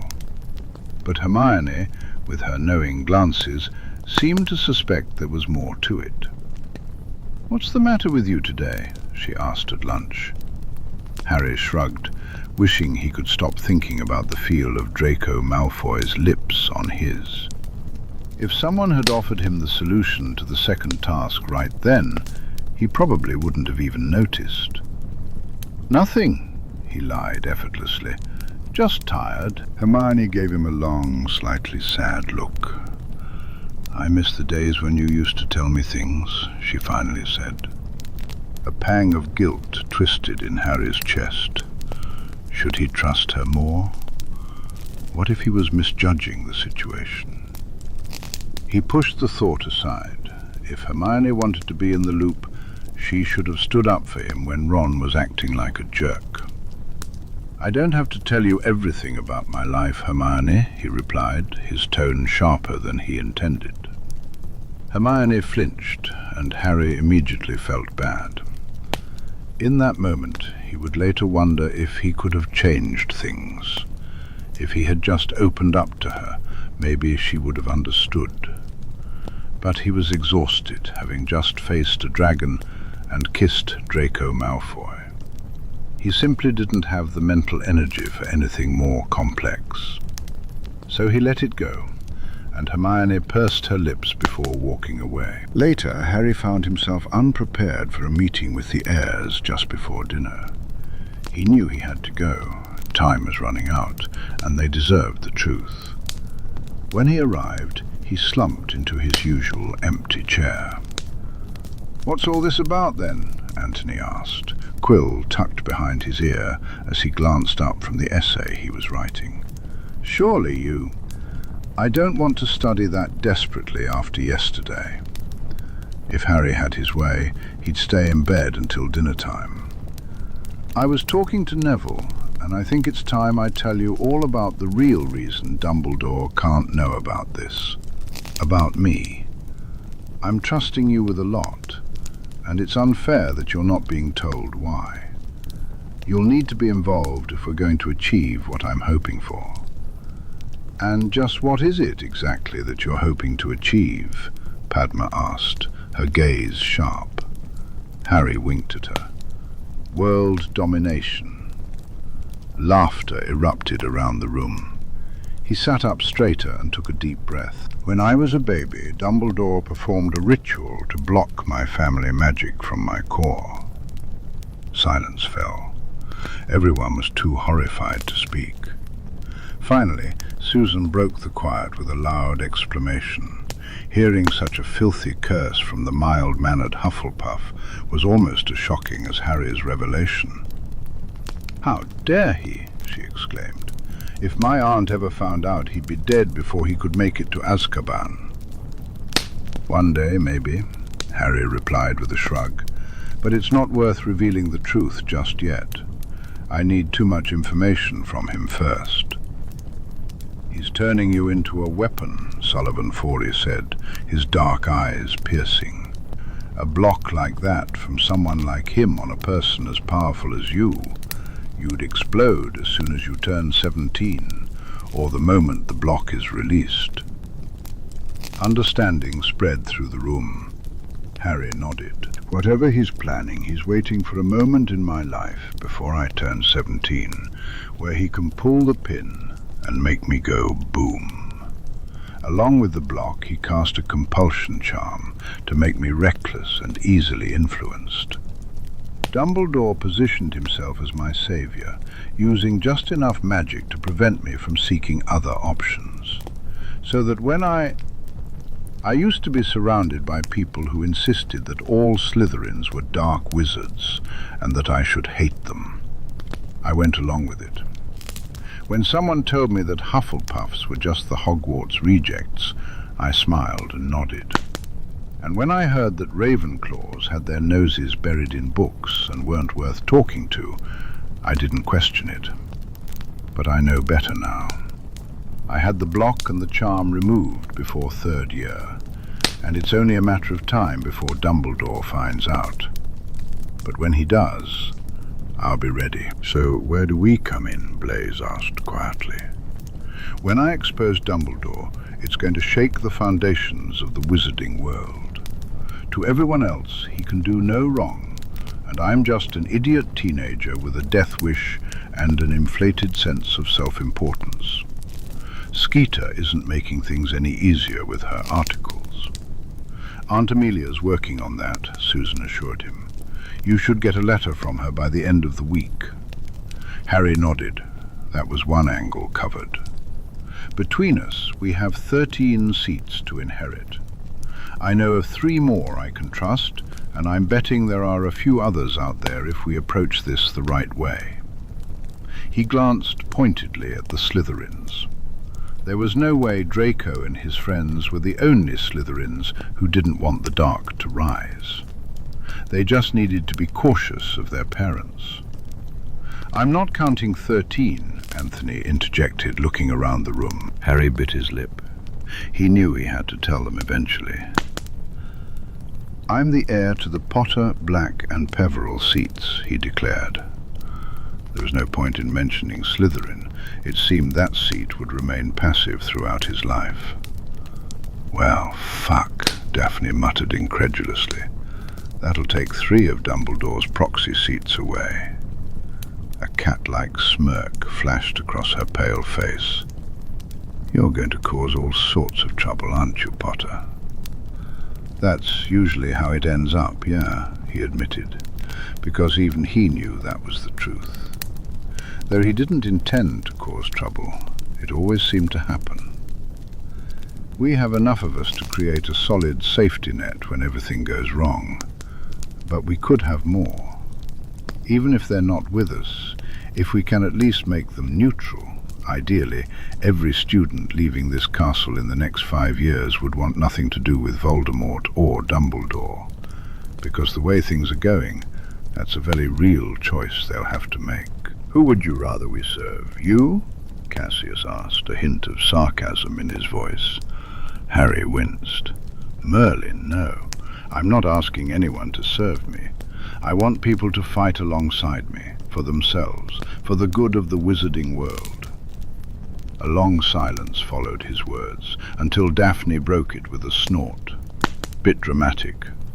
Harry flushed. "You're proposing a third side to the war, right under Dumbledore's nose?" Susan's sharp gaze met his, and he nodded slowly. "Yeah, I suppose I am." Harry looked around the room at the group gathered in front of him. Children, really. They had seen too much, and had been raised in a time that didn't allow them to enjoy their youth. But they were still children. What was it the Muggles always said? Children are the future. If he didn't take a stand, he'd be dead before he turned 17. And if the only ones willing to help him were kids his own age, well, he was constantly surprising people. Why couldn't they surprise him, too? Somewhat unintentionally inciting a minor revolution was the least of Harry's worries as he crept through the corridors beneath his invisibility cloak, his heart pounding so loudly he was surprised it didn't echo off the walls. He pushed open the door to the unused third-floor classroom, his breath catching in his throat at the sight of Draco perched on the edge of the teacher's desk. Draco looked up, a shy smile crossing his face, one Harry had never seen from him before. "Hi, Harry," Malfoy said. Harry lingered by the door, and seconds ticked by with neither of them moving. Abruptly, he realized that Draco's burst of courage that morning had been more about panic than anything else. If Harry wanted another kiss, he would either have to muster the courage to do it himself, or wait for another life-or-death situation. While those moments were becoming more frequent for him, Harry didn't want to wait. He strode across the classroom and positioned himself right in front of Draco, nearly between his knees. The blonde boy froze at the sudden movement. Harry met his gaze. "I'm going to kiss you now," he warned. Draco didn't move. Harry leaned in, and this time both of them were ready for it. It was so much better. Draco's lips were astonishingly soft against his own, and the Slytherin's hand rested on Harry's hip, pulling him just a little closer until Harry stood between Draco's thighs, the blonde barely perched on the edge of the desk. Harry heard a faint moan. Maybe it came from him, or perhaps it was Draco. When a tongue peeked out to swipe across his bottom lip, he broke away, blushing. They stared at each other for a moment. "That was nice," Harry said, feeling awkward. Draco continued to stare. "Nice? That's really all you've got to say?" "Well, I don't know, do I?" Harry retorted defensively. "I've never kissed anyone before." That made Draco blink in surprise. "What, really? So, I was your first?" Harry scowled. He had been a little busy up until now. Suddenly, Draco smirked. "Maybe we should try it again. See if I can do a little better than nice." His words were cocky, but he raised a pale eyebrow at Harry, leaning in as if to check if it was okay. Harry, finally doing what he had wanted to do for months, slid a hand into the soft blonde strands at the back of Draco's neck. Draco pulled Harry back into a kiss. Just because Harry was unsure didn't mean he wasn't eager to learn. The boys in his dorm had always said that kissing came naturally, but Harry had always been skeptical. He worried that if the moment ever arrived, he'd make a fool of himself. Yet, Draco didn't seem to mind. Lost in the moment, Harry let go of his worries and focused on the sensations. Having someone else's tongue in his mouth felt strange. Good strange, though. Eventually, they had to pull apart to breathe. Draco leaned back on one hand, gazing up at Harry with hooded eyes. "So, you like me then?" he said, his tone dripping with smugness. Harry poked him in the thigh. "You're not a total prat," he shot back playfully. "And you like me?" "Despite my best efforts not to," Draco sighed, reaching out to capture Harry's hand, intertwining their fingers. "The boy who lived and the son of a Death Eater. What will the prophet say? I don't care, Harry replied fiercely, wanting to make one thing clear from the start. I know it's not safe to be open about this, at least not for either of us. But I don't care what people will say when they find out. They don't matter. Some of the tension eased from Draco's shoulders. Good. That's good. A small smile tugged at his lips. I suppose that means I can handle the hit to my reputation that will come from being seen with a Gryffindor. They sat there for a moment, holding hands and grinning at each other like fools. So, are we like boyfriends now, or... Harry trailed off, unsure how this sort of thing worked. Draco let out a snort, shaking his head in amusement. Disaster, he declared affectionately. He leaned in again, pressing his lips to Harry's once more. Yeah, all right, Scarhead, he agreed, his breath warm against Harry's skin. I'll be your boyfriend. If nothing else came from the Triwizard Tournament, and if he survived until the end, at least he had this, sort of. Sirius ended the conversation and watched his godson's radiant smile fade from the surface of the mirror. He let out a quiet cheer of triumph, then bounded out of bed, eager to find the lovebirds before they turned in for the night. Severus didn't often get a break from Hogwarts, and when he did, he and Remus tended to lock themselves away in their room for most of it. "Oi, Snape!" he called out as he entered the living room, spotting the pair on the sofa by the fire, both absorbed in their books. Remus had his bare feet tucked under Severus's thigh. "Our family ties just got closer than ever," Sirius announced, unable to contain his excitement. "I have no idea what you're blabbering about," Severus replied, looking distinctly unimpressed. Sitting down on the coffee table to face them, Sirius grinned widely. "Our godsons are snogging," he declared proudly. He had been skeptical about the Malfoy kid at first, but it was clear he was far more black than Malfoy, and Harry could certainly do worse. Severus raised an eyebrow, a subtle acknowledgement of the news. Remus finally set his book aside. "Don't you think that's something Draco would have preferred to share with me in his own time?" he drawled, a hint of amusement in his voice. Sirius shrugged, unapologetic. "You're a spy. You can pretend to be surprised." "As if any of us would be surprised by that turn of events," Remus said dryly. "It's been coming for months." "Well, the moment has finally arrived. From what I hear, watching Harry put himself in mortal danger stirred up all sorts of impulsive, Gryffindor-like feelings in Draco. He cornered Harry behind that tapestry of Chief Bragg by the charms room and kissed him while giving him a piece of his mind at the same time. Remus chuckled softly. Severus shot Sirius a look that made him feel a bit queasy. "Ah, that sounds familiar," he sighed fondly. "I don't recall you risking your neck nearly as often as Potter does." Sirius snickered. "Yeah, Draco will need to manage that whole wanting to snog him every time he does something reckless thing. He'll be found out in a week." He loved his godson, but Harry's regard for his own safety was lacking. "They'll both have to be careful," Remus said, his tone sobering. The three of them exchanged uneasy glances. These were dangerous times for a Potter and a Malfoy to be dating. "We'll protect them the best we can," Sirius vowed, a grin spreading across his face. "Oh, Cissa will be thrilled. Harry's got 4 houses to his name. You don't get much more pure blood than that."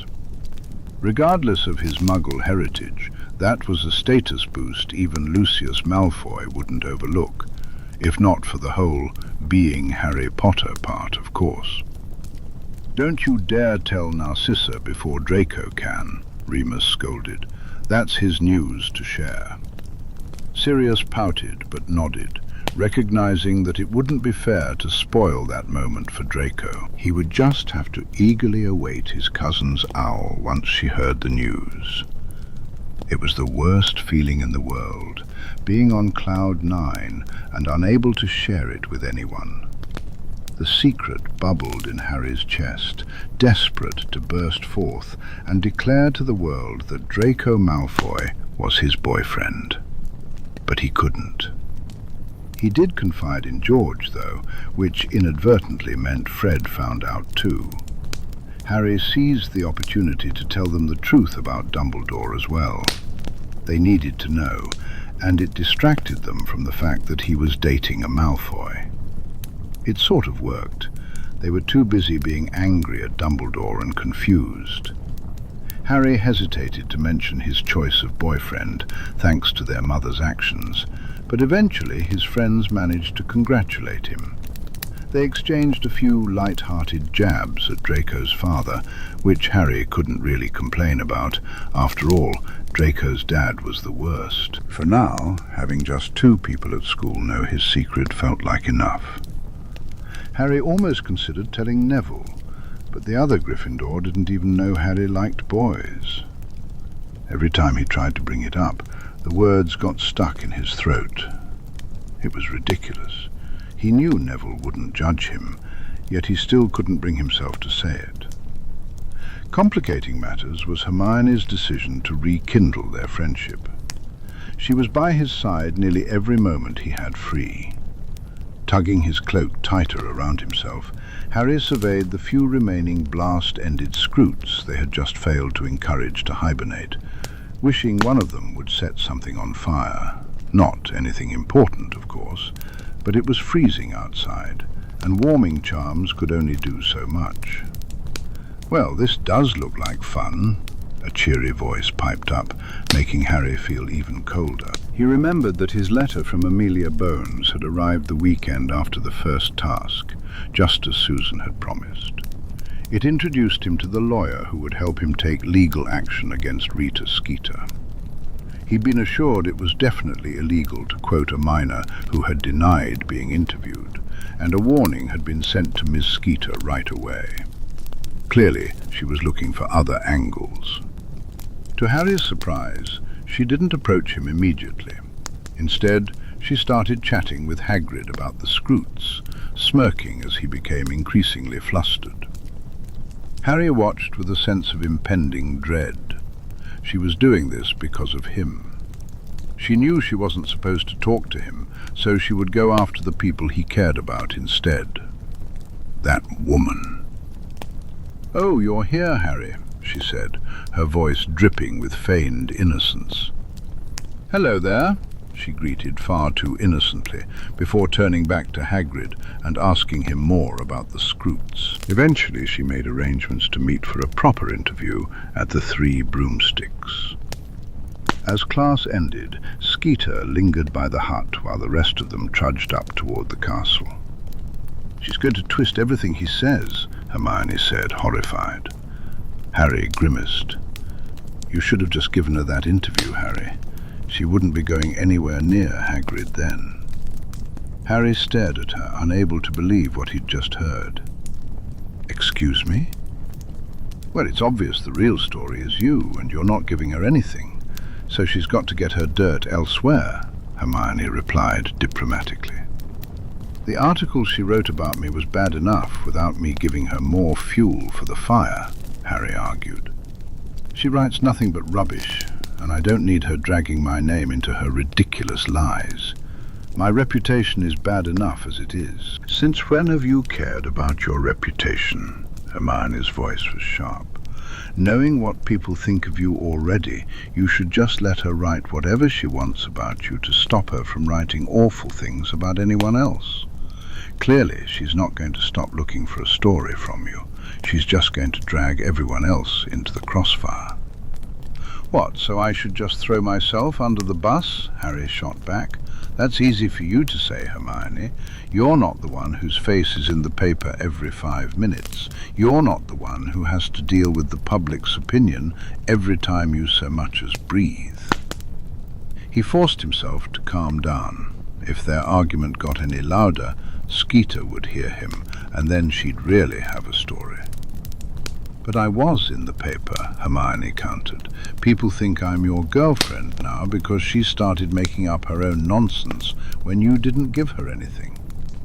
And I'm sorry about that, I really am, Harry said earnestly. But it isn't my fault.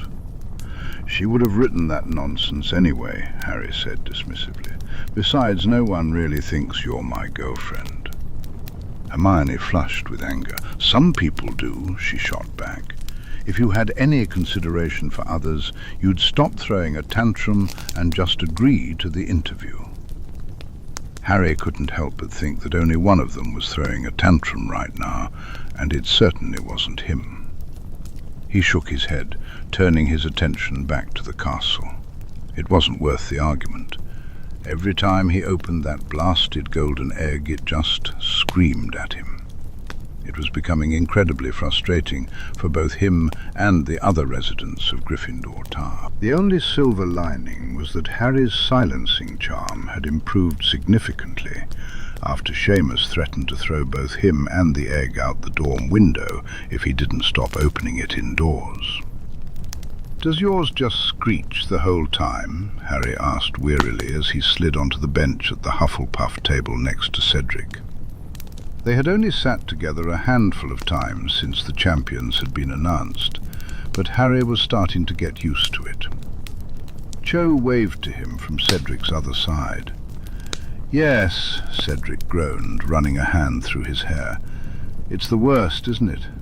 We even tried throwing it in the fire to see if that would help, but I think it just made it worse." "What he means is, Patrick got so annoyed at the noise, he threw it in the fire hoping it would stop," Cho added with a grin. Harry snickered.